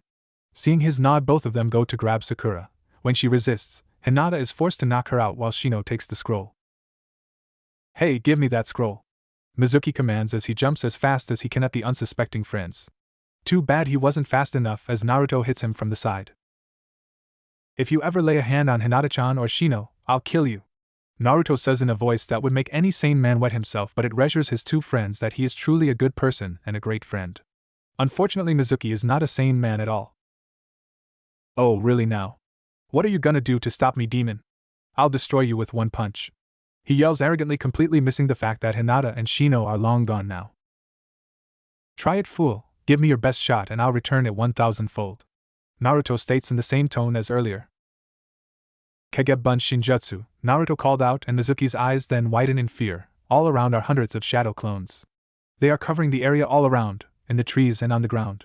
Well, Mizuki team, if you're just gonna stand there, I guess we'll come to you. And Mizuki's eyes widen as they see all the clones waiting and watching Mizuki. Incredible, he can make this many and still keep going? Irika thinks to himself as he watches in awe. What the hell, this must be the demon's power at work. Mizuki thinks as he could only stare in fear and wait for the beating of a lifetime. He doesn't have to wait long as all the clones jump down on him and start punching and kicking away at him, leaving only a bruised body in the shape of Mizuki left on the ground. Heh, maybe I overdid it a little bit, Naruto says, scratching the back of his head after the massive beatdown. That was incredible, Naruto. Good thing you made it here when you did. I could have been much worse off if you didn't. Iruka says honestly. Come on, you can help take me to the hospital. I'm sure Hinata and Shino have already made it back to the Hokage and are fixing the problem. Once they make it to the hospital, Hiruzen is outside waiting for them with a couple of medics as he stares proudly at Naruto. I see you have made it back in one piece, Iruka-kun, he said to them happily. Iruka just smiles sheepishly as Naruto grins brightly. I did with Naruto's help, Hokage-sama. Without him, I surely would have died there, he said with gratitude while Naruto begins to blush a bit in embarrassment at their proud looks. Ah yes. I had heard of the success. I'm proud of you, Naruto-kun, and I'm sure your clan and your parents would be proud as well, he said happily as the medics took Iruka away. I had also received the Hidden Villages scroll from Shino-kun and Hinata-chan, along with Sakura Haruno. What will happen to her anyway?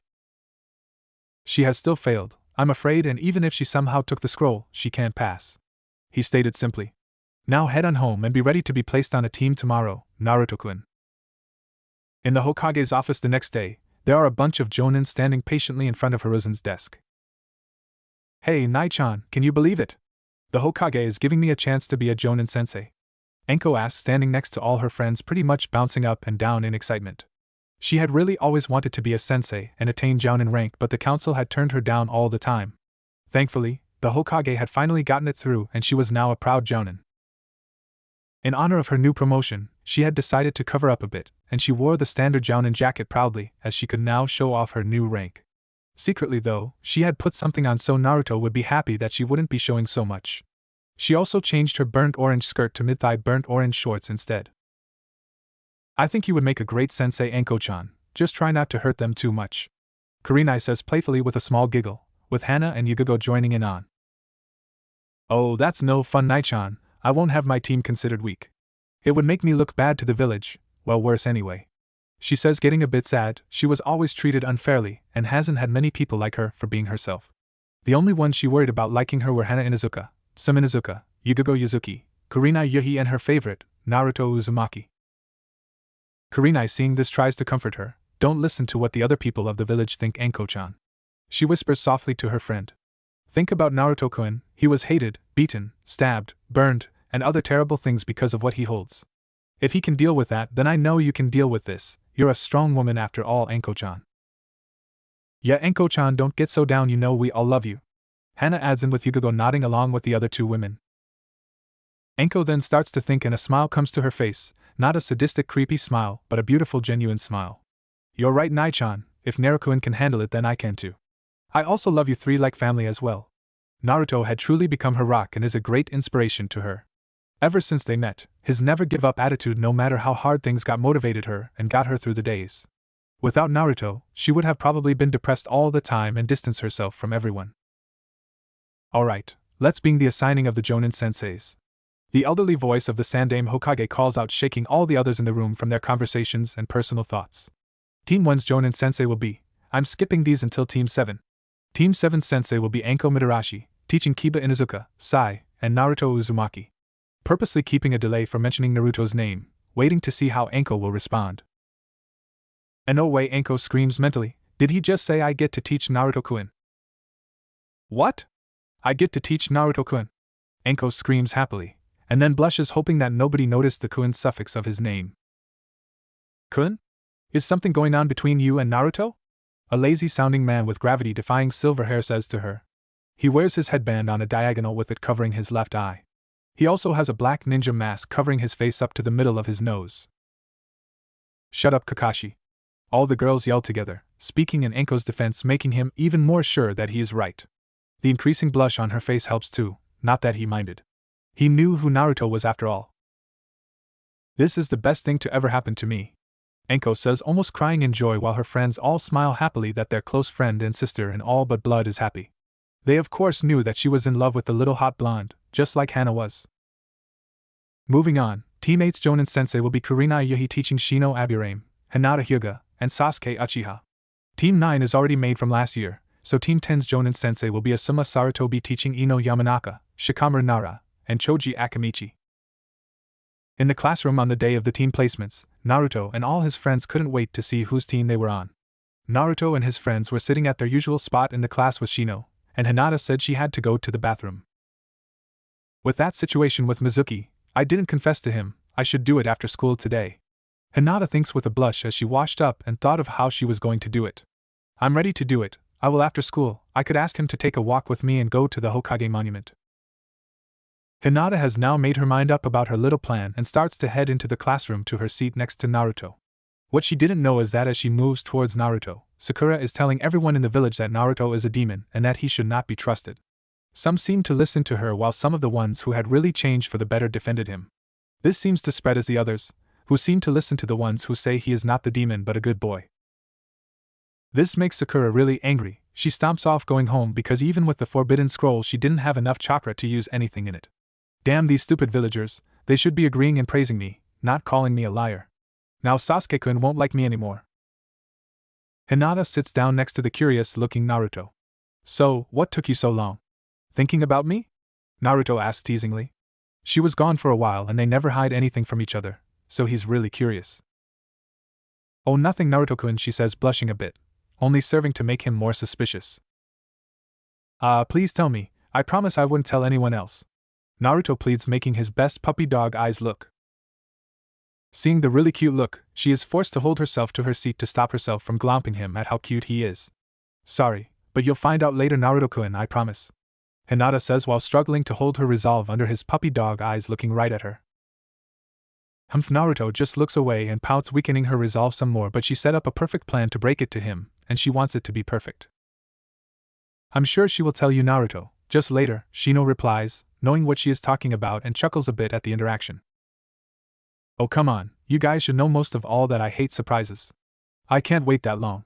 He complains childishly, which only makes them and some others who overheard them chuckle more. They are all brought out of their thoughts when they hear, "Good morning class," or should I say Genin. Irika says proudly, this was a fun group of students to teach. Alright everyone, I just want to say I'm very proud of all of you, and it was an honor to teach you all. Now let's start the team placements. Team 1 will be, I'm skipping until Team 7 like I did earlier. Team 7 will be Naruto Uzumaki, Kiba Inuzuka, and Sai under the Jonin Sensei of Anko Mitarashi. Naruto and Kiba are happy to be on the same team, and Naruto is happy about having Anko as their sensei, but he is a little sad that Hinata and Shino are not on his team. Also, he has never heard of the other person on their team. Hey, Irika-sensei, who is Sai? Kiba asks, interrupting Irika, probably wondering the same thing that Naruto is. Well, there weren't enough students to pass the test, so Hokage-sama had found a suitable Genin-level ninja and added him to your team. Oh, okay. Team 8 will be Shino Aburame, Hinata Hyuga, and Sasuke Uchiha under the Jonin Sensei Kurenai Yuhi. Team 9 is already made, so Team 10 will be Ino Yamanaka, Choji Akamichi, and Shikamaru Nara under the Jonin Sensei Asuma Sarutobi. Irika finishes. Hinata and Shino are happy to at least be on each other's team but are a little sad that Naruto isn't with them. They are also not too happy at having Sasuke on their team and are at least hoping that their sensei will keep him in line. They both already knew a little about their sensei, hearing that she is the Genjutsu mistress of Konoha, and Kurenai had brought Hinata to class sometimes. Ino Yamanaka is a little bit sad at not being on Sasuke's team but has been having some second thoughts of pursing him anyway. She just hopes that her other teammates are at least nice to hang out around. Choji and Shikamaru are happy too, they are just hoping to get along with Ino, while Shikamaru hopes that she is not bossy. Sasuke is absolutely indifferent to his teammates, just hoping they won't get in the way of his ambitions. Alright everyone, wait here for your senseis to pick you up, and good luck in the future, and keep the village as your number one thing to protect. Irika says as he leaves the school. Alright, I'm gonna give all the Gakis my super awesome entrance, you guys should go in first, and then I'll come in. Anko says with one of the biggest grins ever on her face. Fine, let's go then. Kurenai says, as she leaves the Hokage's office. This is going to be so awesome, I can't wait to see the looks on Naruto-kun's face when he sees my amazing entrance. Anko thinks to herself happily, while hoping he really thinks it's cool. As the students are all waiting, a new kid comes into the room. He is a deathly pale white, while wearing black ninja pants on, and he wears a short black jacket with red straps. Also on his back is a small backpack on. On his back is Tonto, The rest of his outfit consisted of a shinobi sandals and gloves with his index fingers and thumbs exposed. I am Sai, the boy says simply. I am to be placed on a team with Naruto Uzumaki and Kiba Inuzuka. Where are they? He questions even more stoically than Shino was before he met Naruto. That would be me, I'm Naruto, and the guy with the dog on his head at Kiba Inuzuka, and the dog would be Akamaru. Nice to meet you, Sai. Naruto responds kindly while looking over the new genin. Yeah, it's nice to meet you as well. Kiba responds also, doing the same as Naruto is. Sai just nods and sits down to wait for the team's sensei. Both of them find him a bit weird, and especially that he is wearing a jacket that only covers half of his torso, but they won't judge, and they hope they can get along. Shortly, a man with brown eyes, short, black spiky hair and a beard.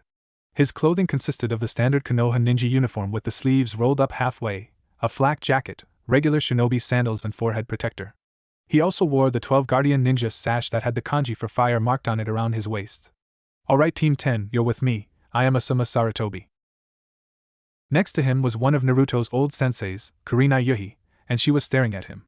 He looked into her eyes and she looked back and waved happily at him, which he returned quickly.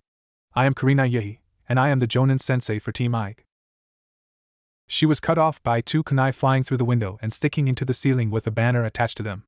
A black blur then shot through the already broken window and landed in front of the banner that read the great, the powerful, the sexy and single Anko Mitarashi, revealing the Jonin with a shit-eating grin on her face. I am Anko Mitarashi, and I am Team 7's Jonin sensei. She says loudly only to find the students staring at her like she has a second head. Woohoo, that was awesome Anko sensei, it was perfect. Naruto yells out and starts clapping, making the woman blush and smile. He was also happy that she had finally covered herself up more so that no other guys could see her. That thought got him to blush a little, as he was quite possessive of the women he likes. Ha, I knew he would like it, Anko thought to herself. Thanks Gaki, now gather the team and meet in front of training ground 44 in 30 minutes. She then jumps out the same window, leaving a somewhat fuming Kurinai because she was interrupted. As I was saying before, I am Kurina Yuhi and I am Team 8's Jonin sensei. Come with me, she says while walking away as Naruto and his teammates all jump out the broken window, but not before Hinata tells him to meet her later. Alright guys, we have about 5 more minutes to get there, let's speed up a bit, Naruto says while taking charge, and both comply with little thought. Strange, I already feel at ease in his presence. Sai thinks to himself. Danzo is his master. Sai is from Danzo's root program and is supposed to only do what Danzo commands. However, Naruto's orders remind him of his lost brother Shin. His voice doesn't have any type of fear laced into his words to force me to follow, strange indeed. He finishes his thoughts as they make it to where Anko told them to. Not bad, the Gakis made it in time, not too surprising with Naruto on this team. He is almost Jonin level already. Anko says mentally. Well, good work getting here, we will introduce ourselves and then be done for the day, you guys will have a test tomorrow after all. She says with a grin that makes them all shiver. I'll go first, I am Anko Mitarashi, I like my friends Kurinai-chan, Hana-chan, and Yugago-chan, and Sim-chan. I also love to eat dango and drink sake. I dislike perverts, rapists, traitors, child beaters, and anyone who judges people before even knowing them. My dream is to one day settle down with someone I love and have a big family. I'll go next then, my name is Naruto Uzumaki. I like foxes, ramen, my friends, the village, kenjutsu, fuinjutsu, and training. I dislike child beaters, rapists, and people who threaten my friends and my village. My dream is to be a legendary ninja, know all over the world when I grow up. I also want to rebuild my clan and have a nice family with the ones I love. Naruto finishes determinedly, getting smiles from Anko and Kiba, while Sai seems a bit conflicted. Alright, name's Kiba Inuzuka. I like my friends, dogs, my companion Akamaru, and training. I dislike people who hurt animals, and people who screech and are too loud, it hurts my ears. I also dislike traitors and people who threaten my friends and village. My dream is to be the best Inuzuka clan head and to have a family. Kiba responds. My name is Sai. I don't really know what I like and I don't dislike anything. I don't think I have any dreams. Sai finishes stoically while doing his best to think of something to say. Weird, everyone thinks together as they slowly come to terms with their weird student/teammate. Okay then. Like I said, go home and rest up for tomorrow. You will all be having a test to see if I will train you or send you back to the academy crying. Meet here at 6 am tomorrow, Ja-ni. She says and shins out of there. Alright then, I guess we better prepare for this test then. Don't worry about it though, I'm sure if we work together we can pass the test. Naruto says and grins when he sees both of them nod. Alright then, go home and rest and remember to get up early to get a good breakfast for tomorrow. I'll meet you guys here tomorrow. Naruto says and also shins out of the area to his apartment to get ready to meet up with Hinata. On his way over to the spot that he was asked to meet up with Hinata, Naruto begins to think of how he will tell her and the other women he is interested in about the CRA. I wonder how they'll take it. I hope they don't try to beat me into the ground. I do remember the time Anko caught me staring at her, though he wasn't hit or anything, just tortured with her teasing. I wonder which I could stand more, beatings or Anko's teasing? He ponders seriously on his journey. In the distance he hears his name and looks to his beautiful friend coming towards him. I thought we could talk a walk, the two of us. We will be much busier now that we are ninjas, so let's have some fun.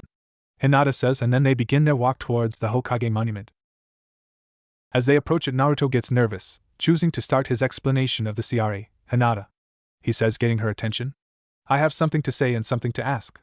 You already know I have a bloodline, the chakra chain's bloodline, which makes me the last known member of the Uzumaki clan. So in order for the Uzumaki clan to survive, I have to have multiple wives, he says, letting the information sink in. He then starts to get red and stutters out. I have developed more than friend feelings for you over the long time we have known each other. I would like to date you, but I had to let you know about that before we went any farther. Looking over to her face, he sees her looking at him with a serious face, one that didn't show any anger. Then, she just smiled at him and began speaking. Well, I guess I never thought of it like that, but I have had strong feelings for you and I know that we can make things work out. Hinata says, almost tearing up at the special moment they are sharing together. There's a little more I have to tell you, he says as he hugs her, hoping that she really understands what he has to do. He really does love her, and he could imagine himself with her forever. I am required to have at least 5 to 7 wives in the future. I hope that you can still be with me, and I hope you can accept the others that I may come to love as well. I love you too much, he says as he tightens his grip on her. She isn't too surprised at what was said, as she was taught about how clans work, and knew that he was the last of his. She also knows he will treat any woman that he comes to love equally. Okay, Naruto-kun, I can accept that as long as you treat us all as equals. I love you too, she says, and quickly and passionately kisses him on the lips. After that they sit on the forest's head and watch the sunset, and have a good conversation. Both of them leave the mountain as happy as they could possibly get and head home for the night. The next morning Naruto wakes up with a huge smile on his face, having remembered what happened yesterday. Oh, I'd better see Kyoshi-chan too, he says, and enters his mindscape. He begins searching for her, and sees her sleeping in a hammock in the forest. He gently creeps up to her, and sees how cute she looks while sleeping, and almost decided to let her sleep, but he kisses her on the lips anyway. She begins to open her eyes and kisses him back. I could wake up this way every day, she says suggestively with a genuine smile on her face. What's up, Naruto-kun? She asks curiously, as she can tell he looks a bit nervous. I have talked to Hinata-chan and she has agreed to try and work things out, so I have come to you to tell you that I love you and I would like it if you could also work with us to become a happy family, he says, shocking her, but she lets a few tears drop from her beautiful face and hugs him tightly. Do you even have to ask? Of course I'll be with you. Forever, she answers with as much conviction as she can muster, making him smile happily. Great, is all he says before kissing her again. I couldn't imagine a world without having you right next to me in it, Kyoshi-chan. I wouldn't be able to go on at all if I didn't have you to be there for me, he said honestly while Kyoshi cries at his loving words to her. Sorry, but I have to go now and get ready for my test in an hour. I will see you later, Kyoshi-chan. I couldn't live without you either, and I know you will treat everyone the same, so I can agree to let you have others, but not too many. Bye-bye, Naruto-kun, she replies happily while making sure he understood not to have too many women. This is the best day in all my years of life. The next morning Naruto heads to the training ground that the team was supposed to meet at and is alone, being a couple minutes early. With his enhanced hearing he hears something flying towards him. With his eyes widened he moves his head out of the way. Not bad, Naruto-kun. His sensei and hopefully girlfriend later, Anko calls out. Although I'm not really surprised you're Jonin level with all the training Nai-chan, Yu-chan, Sum-chan, and I gave you all those years ago. Not to mention the training you did on your own during the academy, she says while grinning wildly. Can't you ever just say hello? He asks with some fake irritation but then smiles with her. Anyway, looks like the team is all here now, he says, and just when he does, Sai and Kiba appear at his sides. Yeah, well it looks like you would make a good team captain, Naruto. What do you think, Sai? Kiba, Anko asks, as she knows that he is the strongest and that Kiba would already follow his orders. I would follow him anytime and any place, Kiba says while grinning with Akamaru barking in agreement. What do you think, Sai? Naruto Taicho has a nice ring to it. Sai seems to really think about this for a minute. I will agree with your judgment, Kiba. I will help you out, Naruto Taicho, he says calmly and with honesty. He knew that he shouldn't, but Danzo has always been harsh on him and the others en route, taking their emotions away and making them mindless drones. Sai, however, was lucky to not have been too far gone, and he didn't completely turn into the darkness to be able to have a shot at some amount of normalcy. He would much rather prefer to follow his brother Shin's ideals that he sees in Naruto. Then it's official, I will be the captain of this team in Anko's absence. Naruto replies confidently, making the others smile. Alright then team, let me explain your test to you. Anko replies with a grin that disturbs them a bit. This test will not be very easy. What you are going to do is find a man named Kakashi Hatake. Once you do, you will have to retrieve and bring to me his orange book. Is that understood? Anko asks seriously. You will have until the end of today to achieve it. If you do it quickly, we will do our first mission. Now get to it. Then she shunned Shin's away, not giving them any other help with the test. She wanted to give them a hard test after all. Alright team, first off, do any of you know a Kakashi Hatake? Naruto asks as he takes charge of the situation, seeing that they named him captain. He is called the copycat ninja of Konoha, said to have copied over 1,000 jutsu. He has silver gravity-defying hair. He wears his headband on a diagonal with it covering his left eye. He also has a black ninja mask covering his face up to the middle of his nose. He possesses a Sharingan in the eye socket he covers, but I don't know how he got it. Sai informs them, having to know all the high-level shinobi of their village and the others. He didn't think that he should have said all the information, but Danzo said to help in any way he could, and he didn't mind helping the blonde for some reason. Good work, Sai. Any idea of where we could find him, or how attached he is to this book of his?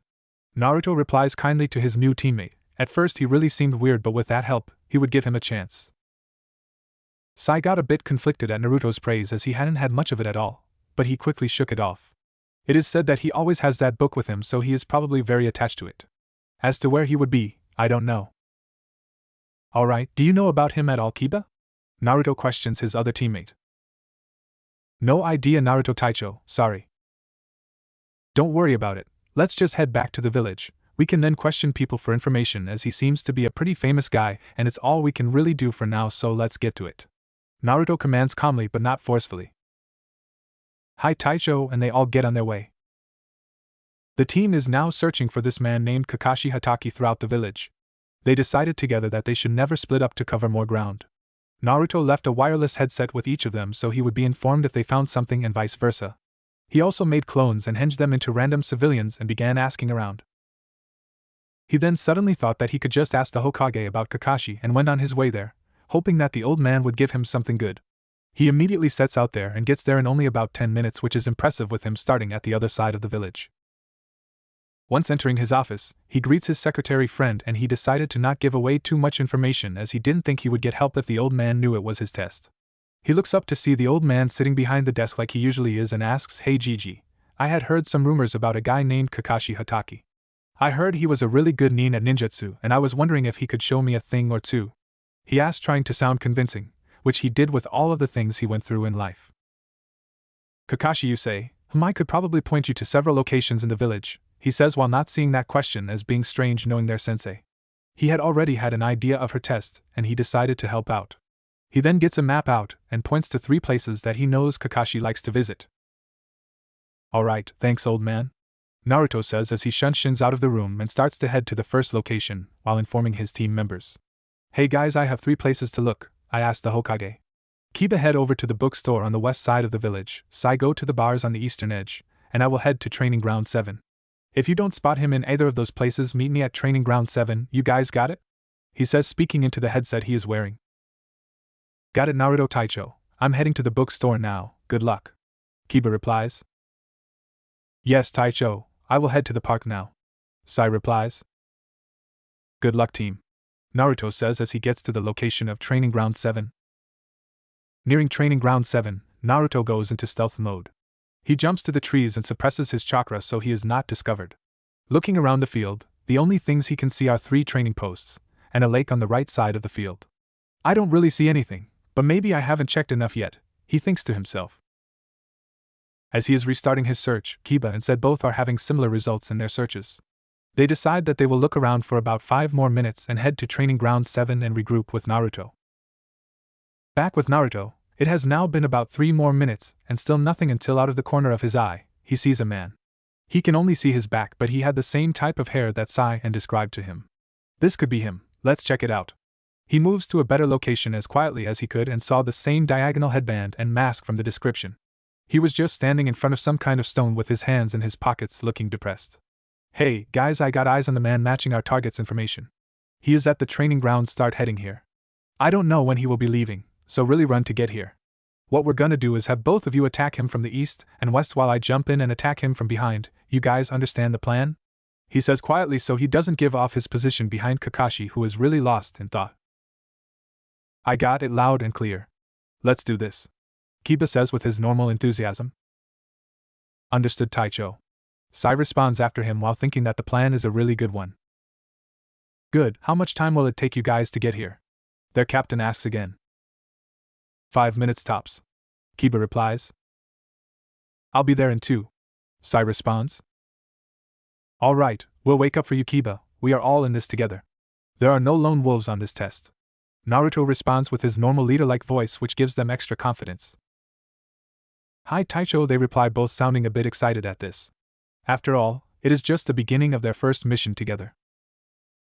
Kakashi had just left the memorial stone and was now walking down the street with his absolute favorite book in his hands, ignoring the glares and killing intent on him from the women of the village. He loved seeing their reactions every time he read the book. That was really why he did it, to annoy people. Jiraiya was also a really good author, but we'll save that for another time. While he was reading, his eyes suddenly widened. 3 kunais came flying at him from 3 different directions. Jumping out of the way while still shamelessly reading his perverted book, he starts to look all around him discreetly.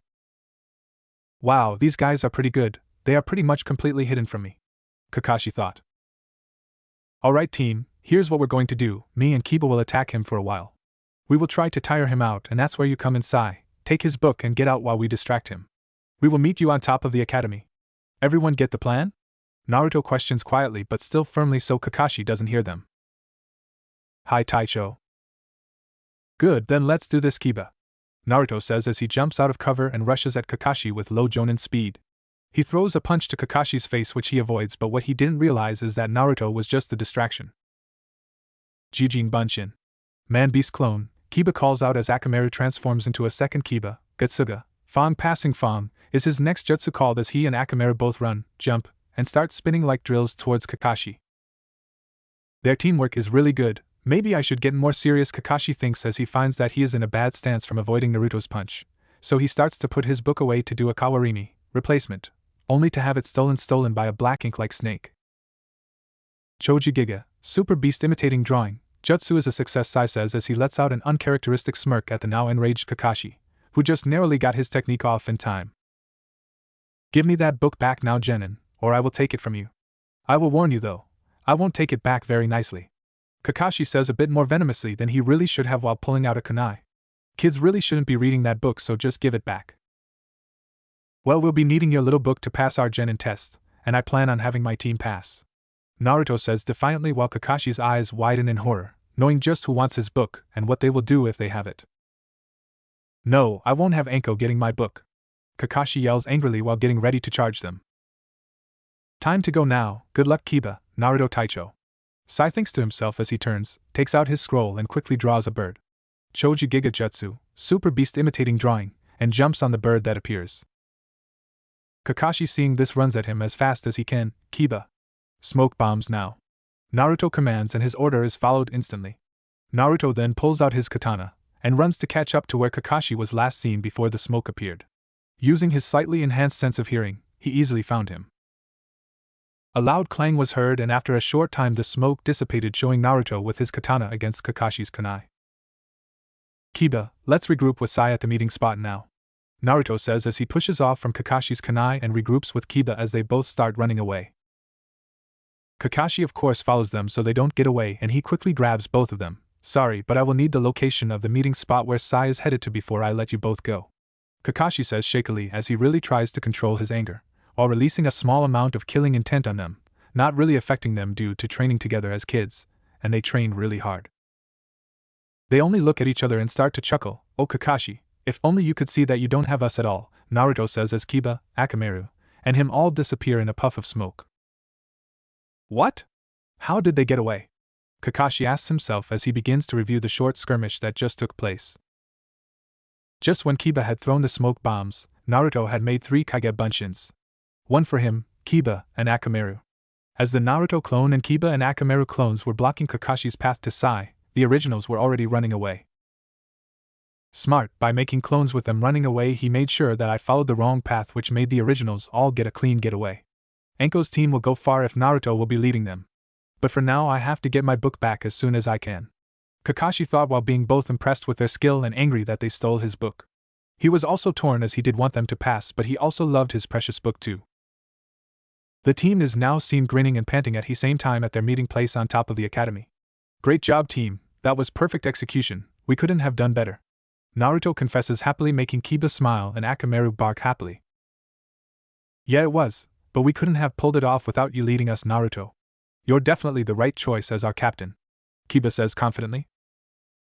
That was a good plan, so I am in agreement, you make a good captain, Naruto Taicho. Sai replies with an almost barely noticeable twitch in his lips.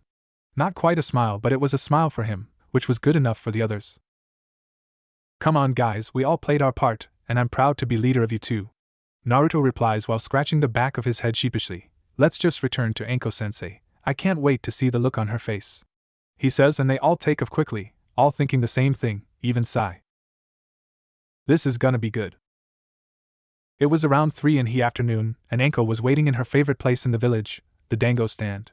Well, one of her favorite places in the village at least, her first favorite place being the Forest of Death. I wonder how Naruto is doing? Anko questions with a tint of pink on her cheeks. I don't know, but I bet he is getting sweaty, he's probably glistening in the sunlight. She thought shamelessly, as she had definitely admired his body before, and she saw others do it too.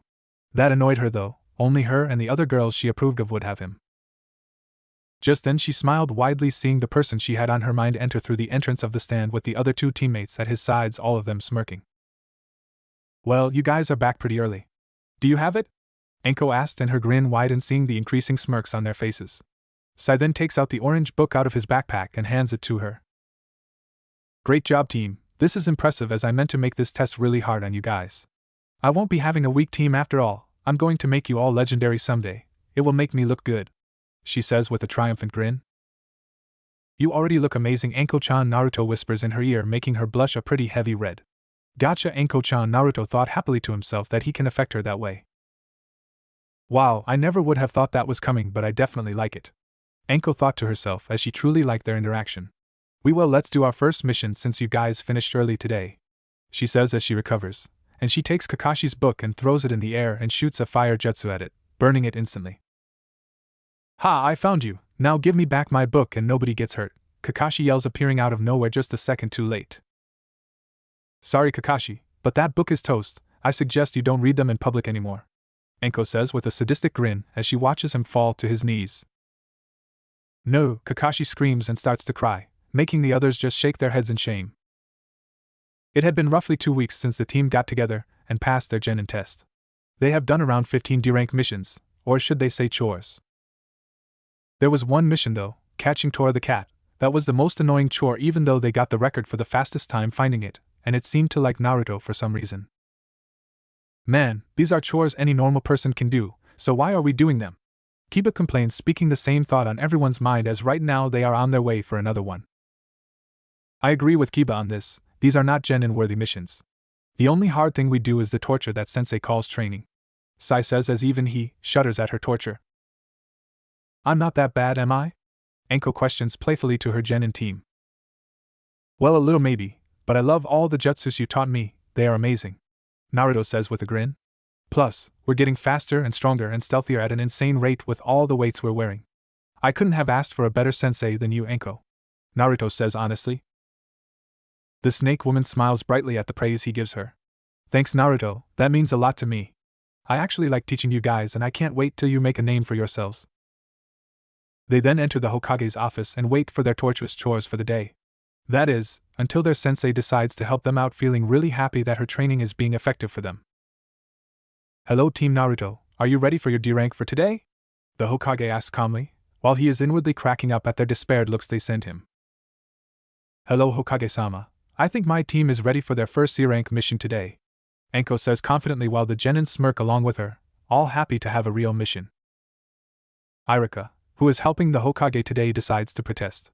But they are a fresh Genin team, Anko-san, There is no way they are ready for a C-rank mission yet. He speaks louder than he would have liked and paled a bit when he realized who he just spoke to. Enko, starting to get mad at his comment, decides to do the thing she would normally do and let everyone know what was on her mind. What gives you the right to judge my team for me? I'm their sensei now, not you, and I sure as hell know they are much stronger than any fresh genin team in this village. She speaks back, unleashing a small amount of killing intent on him, not much but enough to make him sweat a bit. I believe she is right, Irika. Besides, you have seen Naruto's strength not too long ago. You should know he is strong. Alright, I have a C-rank for you, come and calls out. The Hokage says. Then some man enters the room with a bottle of sake in his hand. He has a goatee and dark eyes, with a pointy hat on his head. He has a dark sleeveless v-neck on with a towel over it. He is wearing beige pants. Right now he seems to be studying them. Well, they look pretty good, I guess, especially the blonde kid. I'm Tazuna and I am a master bridge builder from Wave. That is where you will be taking me. The old man says as he takes another swig of sake. Alright, I'm their Jonin sensei Enko Midarashi. The blonde is Naruto Uzumaki, the captain of the team. Then the one with the dog is Kiba Inuzuka, and the black-haired guy is Sai. Enko introduces them. Meet at the front gate in an hour and pack for a 2 to 3 week mission. Hi sensei, is all they say as they leave and head home to pack. Kiba gets home then head to pack, while his sister and mom see him and begin to get curious as to what he is doing. Hey Runt, got a mission? Hana asks her little brother. Grumbling a bit, he looks at his mom and sister and replies, Hi, a C-rank to Wave Country. Well, be careful and make sure to listen to your sensei. His mother tells him, knowing he can be a little reckless, and she worries about him, even if she is a bit rough. Hi Ka-san, I will listen to Enko sensei and Naruto Taicho. He responds, surprising them at calling Naruto a captain. Captain Naruto, huh? How did Naruto-kun get Kiba to listen to him? Hana ponders to herself as she found it difficult to control her little brother. He's an alpha. Her mother says, shaking her out of her thoughts that she had noticed. That's why Kiba listens to him. Hana just smiles and nods, having faith that Kiba will be safe under Naruto's leadership. She also had faith that Naruto himself would be alright, as she still had to talk to him about her feelings for him. Naruto and Sai, living by themselves, just pack what is needed and head out. Sai goes to the front gate while Naruto heads to Ichiraku's to say goodbye. I am Chan, Naruto says until he stands and sees her and smiles his famous smile. I'm going on a C-rank mission today, so I will be gone for about 3 weeks. I just thought I would tell you. Thanks for telling me, Naruto-kun, and be sure to be careful and protect your friends, and then come back and tell us about it. Okay? She says while hugging him tightly as she worried for his safety, but she knew he would be strong. I will, I promise. Naruto says to her to calm her down as she seems really worried for him, which makes him very happy. Good luck, Naruto-kun, and be good while you're gone? Tsuchi says with a smile, but is also worried about him. Okay, I will, bye. Naruto says with a wave behind him. He then heads to Hinata's house to say goodbye. Shortly after telling a guard to go get her, she walks out, and when she sees him she smiles brightly. Naruto-kun, how are you? She asks as she hugs him and gives him a quick kiss. I'm good today, Hinata-chan. I just came to tell you I'm leaving the village today for a 2 to 3 week C-rank mission. Naruto says as they release from the hug. Oh, okay, Naruto-kun, be careful out there and maybe we could go get ramen together for a celebration for your first C-rank. She says with a small smile on her face. She is happy for him, but at the same time scared for him. Sure, Hinata-chan, and tell Shino and the others that I'm gone too. Bye. He says with one final kiss, and waves to her as he heads out to the front gates. Shortly later he arrives at the gate to see Tazuna, Kiba, Sai, and Enko waiting for him. I'm ready, team, how about you? He asks, making them all smile. I'm good, let's do this, Taicho. Kiba says with a grin. I'm fully prepared as well, Taicho. Sai says with a small, almost unnoticeable smile. The team all worked with him in the 2 weeks they were together to get some emotions back, and it is working well. They all nodded to each other, ready for the mission and dangers ahead. On the road out of the village, the team is surrounding their client Tazuna. Kiba is up front so he and Akamaru can sniff out any enemies. Sai is on Tazuna's left side and Naruto is on his right side. Sai is right now using his mice that he drew from his scroll to scout around and give them a better fighting chance if anything is out there. Enko is following behind them all and is on high alert. All was normal, all was calm, nothing but the sounds of birds chirping, the wind blowing, and the old drunk sipping his alcohol. Why are we letting this guy drink like this again? Naruto thought with a deadpan look on his face but shook it off when he saw one of Sai's drawn mice return and scurry up his arm to reach his ear. It seems there is a suspicious puddle up ahead and it hasn't rained for days, probably genjutsu, he told the group calmly. Hey Kiba, do you smell anything? Naruto questioned and Kiba began sniffing carefully. Yeah, 2 scents coming from the same direction, they must have hidden under the puddle genjutsu. Not a very smart one either if it's a puddle in the middle of a hot, dry day when it hasn't rained in a week. Kiba replies with a small chuckle at the stupidity. Shinobi? Naruto questions quietly, this is a C-rank mission, there shouldn't be any enemy shinobi. I agree Naruto, everyone stays sharp and calm.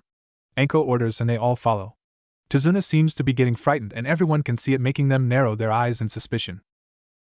Walking another melee they all spot the puddle that is supposed to hide the enemy. They remain alert and heighten their senses, trying to feel even the slightest movements. As they pass by the puddle and are a few feet in front of it, 2 shinobi start to strike. One had shoulder length, wild dark brown hair and dark eyes. He wears a rebreather that covers the lower half of his face and a large, clawed gauntlet on his left arm which had a chain coming out of it that had the other end attached to his friend's own gauntlet. He has a camouflage suit with bandages around his waist, dark-colored, knee-length sandals and several pouches around his waist. He wears a Kirigakure headband with 2 horns on it. The other enemy looked a lot like the first except his hair was straighter. He also wore a camouflage suit with bandages around his waist, dark-colored, knee-length sandals and a ragged black cape. His Kirigakure headband had a single horn on it. They both charge at the person who they think is the strongest in the 4-person team. They chose Anko, but they didn't know that they made the wrong choice. Naruto, seeing them go for Anko, he issued some orders to the other people on the team. Sai, protect Tazuna, Kiba go for the straight-haired one while I help Anko. Sai, use your ink jutsu to assist Kiba, he says as he sends chains into the ground to attack the wild hare. Gozu, you hear that? The blonde Gaki thinks this team can stop us. The shinobi that has 2 horns and wild hair says to the one that has straight hair and 1 horn. The one now identified as Gozu just looks at him and says, calm down Meizu, don't underestimate them. The straight-haired shinobi replies to the wild-haired shinobi. Meizu is rushing towards Anko quickly, but not as fast as her or Naruto's chains. Meizu tries to slash at Anko with his gauntlet on his left hand, the key word being tries. He looks to the resistance, and sees a crimson chain, and his eyes follow it down to the ground. He then jumps back as 3 more chains sprout up from behind him, almost piercing him. He then sees the blonde-haired kid not moving and smirking a bit in his direction. It must be that damn punk that's doing this, he thought angrily as he then avoids some snakes Anko shot out of her sleeves. Damn, this might actually be a bit of a challenge, Anko grinned sadistically while Naruto nodded a bit. The man starts to chuckle a bit, and says, you are no match for me, bitch. Big mistake. What did you say, you lousy excuse for a ninja? Naruto says eerily, while lowering his gravity seals but keeping his weights on. That was a stupid thing to say, now I might just have to hurt you. You hurt me, ha ha ha, don't make me laugh, punk. Meizu laughed crazily. Too bad it cost him. He stopped laughing really quick once he felt the same katana he was staring not too long ago stabbed into his leg. Ah, he screamed in pain. After Naruto left Kiba, and Sai alone with Tazuna, the action really started to happen for them. Gozu charges straight at Sai and Tazuna at an extremely fast speed while Sai prepares his defenses. Choji Giga, Ranjishi, Super Beast imitating drawing Wild Lion, is the jutsu. Sai responds with making 5 ink lions to stop the attack on their client, who is completely terrified.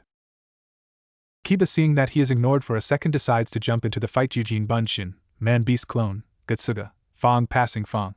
Kiba then does his signature move straight towards his enemy. Gozu attempts to jump to the side, but what he doesn't know is that there are 2 snakes made of ink coming out of the ground and attaching themselves to his feet. Shit is all he can think before Kiba and Akamaru barrel into him. Ha, that was easy. Then the person they had just defeated poofed into a log. I just had to assume we had won, didn't I? Kiba thought before he was kicked to the side by Gozu. Thought you had me, huh? I'll admit, that was close but not close enough. Gozu replies as he walks towards Kiba, who is now laying against a tree in pain. Akamaru jumps in front of his master and prepares to attack. But their battle was halted once they heard a scream, and it wasn't Naruto or Anko. Meizu Gozu thinks worriedly as he looks in that direction. Now's my chance, Sai thought. Drawing on his scroll with his brush, he called on some more of his drawn creatures. 3 snakes jump out of the scroll at high speeds, faster than Gozu could react, and he was brought down. 1 snake around his arms, 1 around his legs, and one around his neck to choke him into unconsciousness. Back with Naruto, Anko, and Meizu, Naruto pulled out his sword from his victim and then jumped to Anko's side. Bastard, I'm gonna gut you for this, then the bridge builder, and then Wave will be no more. Meizu snarled, slightly shocking Anko and Naruto, although they were happy that he gave up such information that easily. So that's who they're after. I'll have to have a chat with Tazuna. Anko thought, a bit annoyed at him. Well then, let's get on with it, she says, sounding uninterested while going through some hand signs. Senaijushu, hidden shadow snake hands, the same snakes shoot out of her coat and begin to latch themselves onto the already injured Kiri Chunin. They then bite into his neck, arms, and legs as he was too hurt to move very far, and Naruto appears in front of him and punches him in the stomach, sending him the rest of the way into unconsciousness. Good work, Naruto, and thanks for coming to help me and for sticking up for me, Anko says with a smile and a pink tint to her cheeks. No problem, Anko-chan, I will always help you out, Naruto replies, adding emphasis on the chan, making her blush deepen. Should I mention the CRA, or wait until we get to Wave Country? I guess I'd better wait, we're on a mission after all, Naruto thinks to himself. Well, let's hurry back to the others, he says as he starts walking away. God, I think I love the blonde Gaki. He can make me blush so easily, and he really cares about me. He's nothing like the other guys who just want me to say they've had me. Anko thinks with a smile while trying to control her blush, but quickly follows Naruto as the mission is more important. Walking back to the others with the down Meizu, they see Kiba, who is injured, and the downed form of Gozu. Running over to Kiba to look for any fatal wounds. I'm fine, just a bit sore from a pretty powerful kick, he says to them as he gets up and limps over to the others. Well, Tazuna, I believe you have some explaining to do, Anko says with a mean look on her face, one that had him sweating. This one told us that he was after you in our little battle over there. Now why would some missing nin of Chunin level be after your head? Gulping, Tazuna replies, well, you see, there is a good explanation. A man named Gato has hired them to kill me. Why? Is the question, Naruto asks, a bit confused as he tried to put all the information he had of Wave into a solid theory. Wave is a poor nation right now, but it wasn't always like that. It used to thrive. One day a corrupt businessman started to take over our trading industry. With it he basically controls our land.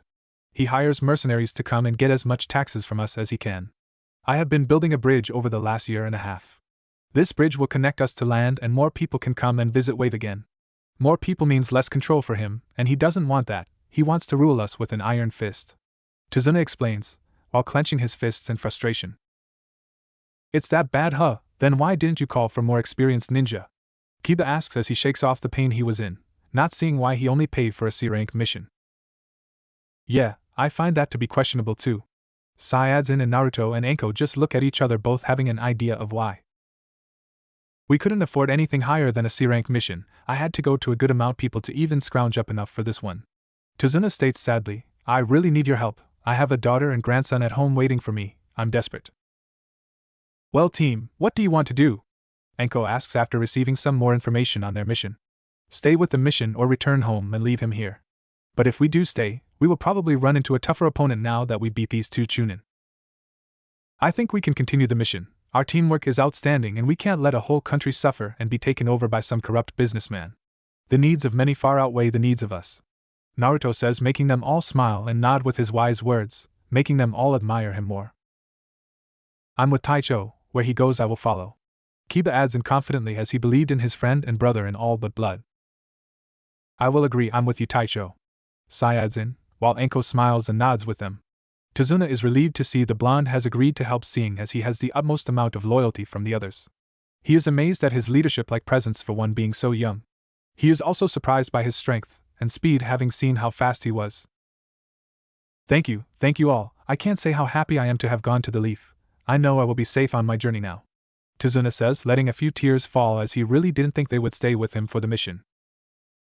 There is no need to thank us, we are glad to help, Naruto says to the man kindly, while calling out his chains. Well, let's chain these guys up and then tie to a tree and tell the ANBU where to find them. After tying them up, they continue on their journey, and about 20 minutes later they reach a lake that they need to cross. They soon see a boat and a driver, though, that was waiting for them to get there. He looked very nervous, but he was pulling through for the group. This is the Konoha team you requested then? He asked Tazuna as they get onto his boat. Yeah, and they protected me perfectly from a couple of Chunin. With them, I'm sure that I will be safe and we can finish this bridge and gain our freedom, he said confidently, which gave the boat driver some hope for the near future. That is a huge bridge. Naruto thought as he lays his eyes on the massive bridge. I wonder how this went unnoticed until now. He questions in his head as he and his team are sailing past it with the engine off as the driver didn't want to be spotted. This is a great bridge, Enko said quietly as she knew they had to be quiet. Thanks, I designed it myself and hired the men who broke their backs to make this bridge as fast as possible. It was allowed to be built for the most part fairly easily, but now that it is almost done, we are having more resistance from Gato, Tazuna said to them. The group of people make it over to the other end of the water and say their thanks to the brave boat driver who brought them across. They then set out into the woods for the final trek to Tazuna's home. After a while, Akamaru begins to bark and growl at a bush, causing Kiba to throw a kunai into them. Walking over cautiously, Naruto parts the bushes to see a white rabbit stuck to the tree by its ear. Akamaru said he smelled a person in this exact place. Kiba said while looking around as Enko examines the rabbit, and she knows that they should be brown in this time of year. Just then Kiba hears a sound of a flying blade coming towards them and yells, "Duck!" Hearing him, they all jump to ground and pull Tazuna down with them, all of them except for Naruto, as he takes out his trusty katana and slams the giant blade off course. After it lands in the trunk of a tree, a man lands on the handle of the blade and smirks down at them. Zabuza Momochi, Enko says out with a bit of fear and a bit of excitement. Naruto's and Sai's eyes widen as they had read about Zabuza before and they knew he would be tough to beat. Zabuza is a tall and noticeably muscular man with pale skin, short spiky black hair, brown eyes, and small eyebrows. He is wearing bandages like a mask over the bottom half of his face. He wears his headband sideways on his head, exactly like Naruto. He is seen shirtless, with his chest only covered by a belt to which he attached his oversized broadsword called the Kubikuribocho, wearing baggy pants with the striped pattern typical of Kirigakure and wrist warmers extending up to his elbows, with matching leg warmers. There is no way anyone can be strong enough to knock that weapon to the side like that. This blonde kid is good, Zabuza thought from the handle of his blade, mildly impressed. Wow, who is that guy? He is definitely strong, handsome too, a hidden female figure thought about Naruto with a small blush on her masked face. She had long black hair with pale skin and large, dark brown eyes with a slender frame. She wore a standard Kirigakure pinstriped outfit which stopped at the knees. Over this was a green haori with white trimmings, and around her waist was a brown sash with a fringed trail wrapped around her waist twice. She also wore light brown platoon sandals with straps in the same color as her kimono, and nail polish on her fingernails and toenails in matching blue-green color. She also wore a hunter-neon mask on top of her forehead protector, which was white with thin, curved eye holes and a red wavy design in place of the mouth, as well as the Kirigakure symbol. Guys on guard, Naruto says, even if the team was already getting ready having seen him deflect the huge blade. That was awesome, man, Kiba said in awe before becoming more serious. Damn kid, I didn't expect anyone to be able to deflect my blade like that. What's your name? Zabuza asked calmly, not that worried about the little brat. I'm Naruto Uzumaki. He states simply but smirks in pride at the man's eyes widening. What are you doing here? Naruto asks the demon of the mist. I'm here for the old man. If you give him up, I won't have to kill one of the last known Uzumakis, he replies menacingly. Team, protect the bridge builder, Enko says as she gets in a fighting stance. I'll play with our little friend here. Really, I don't think I know that much about you, Zabuza replies as he looks to her. I hope you give me a good fight though, he says as he pulls his blade from the tree and jumps about 15 feet away from the team and onto a river that is ahead of them. Zabuza then does a strange hand sign and says Kirigakure no Jutsu, hiding and mist technique. Shit, guys, stay together, and at all costs protect Tazuna, Naruto says as he knows this is a dangerous technique, having read about all high-level missing nin. Then Enko and Zabuza start releasing killing intent at high levels and Kiba is having a bit of a hard time breathing, Tazuna too. This is ridiculous, how can sensei stand this? I think I'd rather kill myself, he thinks as he takes out a kunai. Stay calm, Kiba, I'm right next to you and we will not die here. I will protect you with everything I have, that goes for you too, Tazuna, Naruto says with full confidence to the two of them. Hearing this, Kiba and Tazuna both feel better and have their confidence back. Thanks Naruto Taicho, I needed that. No problem, we are teammates after all, now let's just stay focused and we will make it out of this alive, Naruto replies back quietly. Yep. I made a great choice going to the Leaf Village, Tazuna thinks while being only slightly worried as he watched ahead of him. After all, Enko and Zabuza were ready to attack at any minute. Zabuza begins speaking through the mist to intimidate them and he says, 8 places: liver, lungs, spine, clavicle vein, neck vein, brain, heart, and kidneys. Which one should I go after? Hearing this through the mist in that menacing tone didn't help the team or Tazuna at all. But Naruto's words from before had kept them calm and they were confident in their secondary leader. Enko should be able to handle this, but just in case Naruto Taisho could back her up. We will make it out of this fine, I just need to do as I'm told. Kiba thought while getting into their formation in front of Tazuna. Naruto then sprouted out 2 chains from each of his shoulder in front of Tazuna so he could react more quickly and deflect any incoming blows. Sai and Kiba are behind him on either side with their backs to them, trusting that Naruto will keep them safe while watching for attack from behind or the side. Tazuna is in the middle or the triangular formation crouching as best he can behind the blonde's chains. Enko is about 10 feet in front of them all and is holding 2 kunai and is ready for where Zabuza will attack from. Where is this bastard? I can't really hear anything, but if I were him, I would probably just her thoughts stopping at the end knowing where his first strike will be. Naruto. Team, watch out. Enko calls out in the mist as she quickly tries to reach them, but Zabuza had already appeared in front of the team. Gotcha. Zabuza says into Naruto's face with a grin, or at least what looks like it from under the mask of bandages. 2 Bandit disappears when he swings his sword down on Naruto, only to have it stop when Naruto's katana is in front of him, stopping the blade on a dime. I'm sorry, what was that you said before about having us? I seem to have misheard you or something. Naruto says while Tazuna, his teammates, and Enko smirk, even in their bad situation. Zabuza is not amused however and starts to push down harder, either not seeing the chains that are now shooting towards him or not caring that they are there. Shut up, Gaki. Zabuza says only to feel the chains pierce his chest, and he smirks. Instead of blood coming from the wounds, it's water. Miza Bunshin, Naruto thought frantically. Where is he then? Naruto then hears a faint sound approaching Enko. Enko, he's going for you, watch out.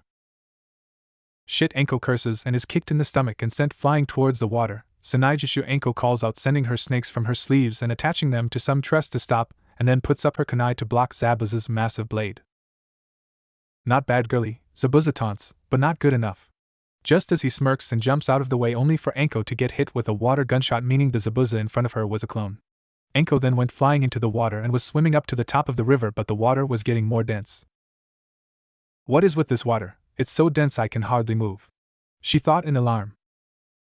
Suiro no Jutsu, water prison technique, Zabuza says to her, making her eyes widen. He then makes the Mizu Bunshin take the hold of the prison, while the mist starts dissipating. No, how could I get into this? Enko screams at herself in her frustration. Guys, you should take Tazuna and run away, I'll be fine.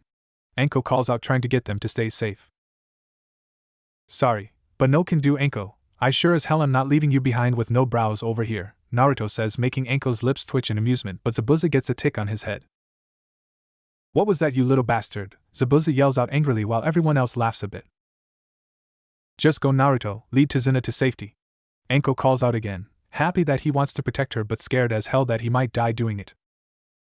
My mind's made up, I'm staying. Naruto responds defiantly. Alright guys, this is gonna be a pretty good test of our teamwork, but we can do this. Naruto says confidently. I'm with you, Taisho. Kiba says, along with Sai nodding his head, making Naruto smile at their loyalty. Good, first things first, we free Enko. I'm going to use one of my wind jutsus to shake him up a bit. Sai, you make more of you drawings and engage, and Kiba stay back with Tazuna and only join in when you see an opening. Got it? Hi, they both say with Sai taking out his scroll. Naruto shoots to the tree using his chains to climb faster than running and prepares his jutsu. Going through the hand signs he shouts, Futon Senpumetsubu, wind release, whirlwind destruction. He calls out and sends hurricane force winds down onto the Zabuza clone and the original. Shit, this wind power is unreal, the Zabuza clone thinks while trying to keep his hold on the water prison, but the winds are too strong and his power is weakening. He then spots some lions that seem to be made of ink coming towards the real him. Damn, maybe these guys are no joke. That guy is good, he leads and he inspires his teammates, and these winds are outrageous, the nearby masked girl says with awe and a rising blush on her face. Choji Giga, Super Beast Scroll, Sai calls out afterward, and the lions jump on Zabuza to distract him from Naruto as he was making his way towards him. Zabuza is then thrown into the next clearing over, having lost his footing from the Ink Lion attack and the strong wind jutsu. Kiba then sees his opening and he sends Akamaru to finish off the weakened clone and free their sensei. Thanks, Akamaru, and good work, you guys. Enko says with a proud grin to her whole team before noticing Naruto was not there. Where's Naruto? She questions. Still fighting Zabuza, I think. He was thrown to the next clearing after my Ink Lions threw him off balance, and Taicho's jutsu came down on him. Sai responds. You two should protect Tazuna while I go search for them. Enko orders while taking off quickly as the two do what they were ordered. You alright, Tazuna-san? Kiba asks kindly as Akamaru and Sai come back to help him. Yeah, I'm doing fine thanks to you guys. Who knew that blonde would be that smart and powerful? I'm glad to have gone to the Leaf Village, that's for sure. Tazuna responds, making them smile at his words. What? You doubted us? Naruto is easily the strongest genin of the village. In fact, he should be higher level but chose to stay back with us in school. You're lucky to have him watching out for you. Kiba responds with a grin. I agree, he is a good leader and he is powerful. But don't forget about us, we are not pushovers either. Sai responds with a small grin. As well as in the weeks on the team, he has begun to regain his emotions to a small extent. Back with Naruto, he had moved to the ground while watching a slightly scratched up and bruised Zabuza. Give it up, no brows, this fight has gone on long enough, let's just talk. I have nothing to say to you, brat. Zabuza says, going trough some more hand signs. Suetun, Daibakufu no Jutsu, water release, great waterfall technique, and a spiral of water appears around him as he sends it into the sky at Naruto. Too bad. Naruto says as he also goes through some hand signs. Futon, Kami Orosher, wind release, godly wind from the mountains, Naruto says as a wind spiral shoots from at the water spiral with incredible speed. As both attacks hit, the water stops dead in its tracks and explodes in all directions. It even throws Zabuza back into a tree with a good amount of force. What is this kid? He thinks as Naruto then runs at him and kicks him in the stomach and elbows him in the head before he can recover. You should have accepted my offer to talk instead of fight. I would rather have not killed you, Naruto says as he readies his katana to strike the man down. As he begins his swing, he stops as two Saban needles fly out of the trees and hit Zabuza in the neck, making him go limp. Thank you for dealing with Zabuza. I have been hunting him for a while and I don't think I could have beaten him if you didn't wear him out. A feminine voice calls out and Naruto looks to his side to see what he thinks is a girl, but he couldn't tell as she had a mask. He had looked at the placement of the senbons and could tell it was only a death-like state as he was trained to do the same thing. I think I'll let the go for now, besides I can sense Enko coming near. Naruto thinks to himself with a grin, that's alright Hunter-chan, I don't think he is going anywhere for now. A blush forms on the girl's face, not that Naruto knew, and she was surprised that he could tell that she was a girl and also happy for the mask covering her blush. Well, I will take the body away now. Why am I blushing? It won't go away either. God, he is so handsome. She thought to herself in a bit of despair, knowing they were enemies. Not that Zabuza treated her very good anyway.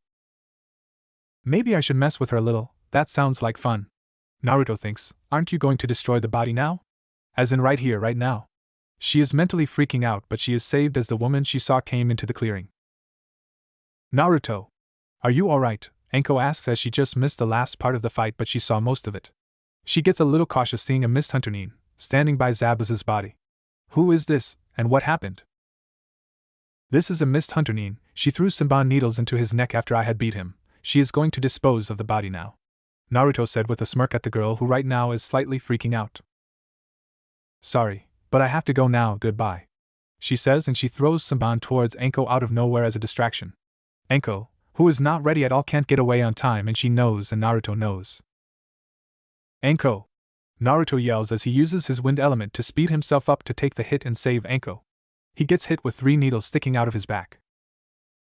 What? He jumped in front of that woman, why? The girl with the mask asks herself as she feels scared that he did that for the woman and also worried that he might die. She is even a little jealous of the woman. She gets to spend a lot of time with the loyal, brave, and handsome blonde. On the outside she just picked up Zabuza and his massive sword and turned to leave. He is a true ninja. I hope that we will not see you again. I'm sorry for what happened as well, goodbye, she says, trying to force her body not to go and help the blonde, and she disappears with a shunshin with Zabuza. Naruto! Are you alright? Enko screams, trying not to completely start bawling as her eyes are already watering. Why did you do that? She asks her now unconscious blonde crush, seeing that he was alright and just unconscious. Naruto, why did you do that? I don't think those Senbon were going to be any vital hits on your sensei. Kyoshi's voice calls out worriedly as he is now in his mindscape. I knew that, but still I wanted her to be safe, and if I can take the pain instead of her then I'm going to do it, Naruto says, making Kyoshi love him even more as she knows for certain that he will do anything for his loved ones. You know, I love you so much, Naruto-kun, but could you please be more careful? You're going to be fine in a few hours though. Those Senbon pierced your back quite deeply and have hit some important nerve clusters in your back. Add the fact that you used a good amount of chakra in your jutsus, you're gonna be out like a light for a while. Kyoshi says to the blonde. I love you too and that's fine, I needed the rest anyway. Plus, now we get to spend more time together now. Naruto says, making her blush like crazy with a beautiful and genuine smile on her face. Anko, tearing up slightly, smiles in happiness. I can't believe he would go that far for me, I love you Naruto-kun. She thought to herself in happiness knowing that he didn't want her to be hurt. She then starts heading back to the group after pulling out the Senbon, and watching in fascination as the holes heal up almost instantly. What happened to Taicho? Sai asks, seeing one of his friends in Anko's arms. He did it, he beat Zabuza, but a hunter Nin had thrown Saban into Zabuza's neck when Naruto was going to kill him. But we can talk later, she says to the worried boys. Hey, you old bastard, how far until we get to your house? Anko questions angrily, with a glare that scares Tazuna more than even Zabuza did. 30 minutes, I'm sorry for doing this to you guys. I promise I'll pay you back the right amount when the village starts to prosper again. He said with clear guilt in his tone. He started to like the blonde-haired kid, and to see him unconscious because of him was sad. Fine, let's just get him to a bed and we will finish the story when we get there. Naruto needs rest. Anko says, lowering her glare but still angry at Tazuna for lying to the Leaf Village, but she also understands where he is coming from. Just like Tazuna said, it took only about 30 minutes until they reached a small house. Tazuna goes up and knocks on the door. Tsunami, it's me and the ninja I hired to protect me. One is unconscious and needs a bed. He says loudly, and smiles when he hears footsteps running to the door. As the door opens, a beautiful woman with black hair that goes to the middle of her back comes out. She is wearing a pink shirt with a red collar and a blue skirt. She looks down at the boy in Anko's arms and quickly lets them in. Is he going to be alright? Come on in and put him in the guest room upstairs. I am Tsunami, by the way, she says while still staring at him with worry on her face and even a slight blush. Anko nods to her while moving in the direction she was going, not noticing the blush. Thanks, and he'll be fine, he just needs some rest. I'm Anko Midarashi, this is Kiba Inuzuka and Sai, she says as they head up the stairs. After putting Naruto in the guest room, everyone sits down at the table, while a boy that has spiky black hair and dark-colored eyes comes in. He is wearing green overalls with a yellow shirt and a simple pair of sandals. He is also wearing a blue and white striped hat. This is my son, Inari, Tsunami says to the team kindly. Alright, well I guess I can finish the story now, Anko says while everyone becomes curious, all except for Inari, who just goes up to Tazuna. It's good to see you again, Grandpa, I'm gonna go to my room now, Inari says. Don't you want to hear the story? That blonde-haired kid is incredible. I'm sure you would like to hear it. Making Tsunami even more curious about the handsome, young blonde. No thanks, they are just gonna die anyway, he says, shocking the ninja and making his mother and grandfather angry. Inari, how could you say something like that? Tsunami says to him with a scolding tone. That boy upstairs saved my life at the risk of his own. He could have just left me to die, but he chose to help me anyway, Tazuna adds angrily. Whatever, the boy says while going up the stairs. How could he say that about us and Naruto Taicho? What's his problem? Kiba asks, clenching his fists. A year ago, my husband Kaiza was the hero of our village. He helped out around here and everyone looked up to him like a hero. When Gato came, Kaiza stood up to him, but Gato didn't want any opposition, so he captured Kaiza. In front of the entire village he had Kaiza beaten and then executed. Tsunami explains while wiping the tears from her eyes. Inari has never been the same after that. The team was stunned to hear what had happened to this very nice family, and didn't know what to say after that. After a fairly awkward silence, Anko decides that it's time to tell her story about the fight. Let's get back to the fight. I had seen Naruto in front of Zabuza, who was on the water. Zabuza had done a pretty high-ranked water jutsu, the Sueten Daibakufu, water release great waterfall technique. Naruto, seeing the attack coming, prepares a wind jutsu that would be just as strong, the Futon Kami Oroshir Jutsu, wind release, godly wind from the mountains, Anko says, getting the undivided attention of the others in the room. The attacks collided and the wind beat the water and threw Zabuza into a tree. Naruto didn't give Zabuza any time to recover, and he kicked him in the stomach and elbowed him in the face. After that, he said some Saban came flying out from the trees and hit him in the neck, killing him. But it turns out it was a death